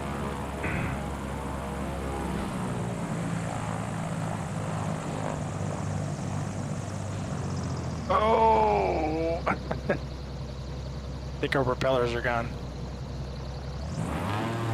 Really? Hey, Al, didn't you say something about standing up on its tail? How about standing up on its nose? That's it. That's a money shot right there. I'm gonna post this to the other streamers. Bet you can't do this. That didn't take him. There we go. Screenshot.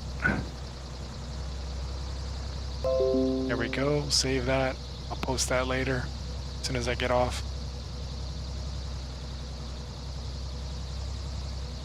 But you can't land like this. All right. So that's going to be it for me. For the 4 people that are watching, thank you so much for tuning in. Eric, if you're still on, thank you for the 50 stars. Appreciate it. And that's it. I'm going to call it a night. Thank you for tuning in. I'll think about tomorrow, see if I can jump on. I still got a lot of work to do. Putting things, I mean, the majority of it's done. But I wanted to, you know, maybe put together the rest of the stuff that I have for the camera and everything, for the lighting. So, appreciate you guys tuning in. Alan, as always, thank you for sticking with us, sticking with me. And hopefully I'll be back soon. I'll let you guys know, post something, notify, send you a notification. Until then, see you. And I'll talk to you guys later. Thank you. Have a good night.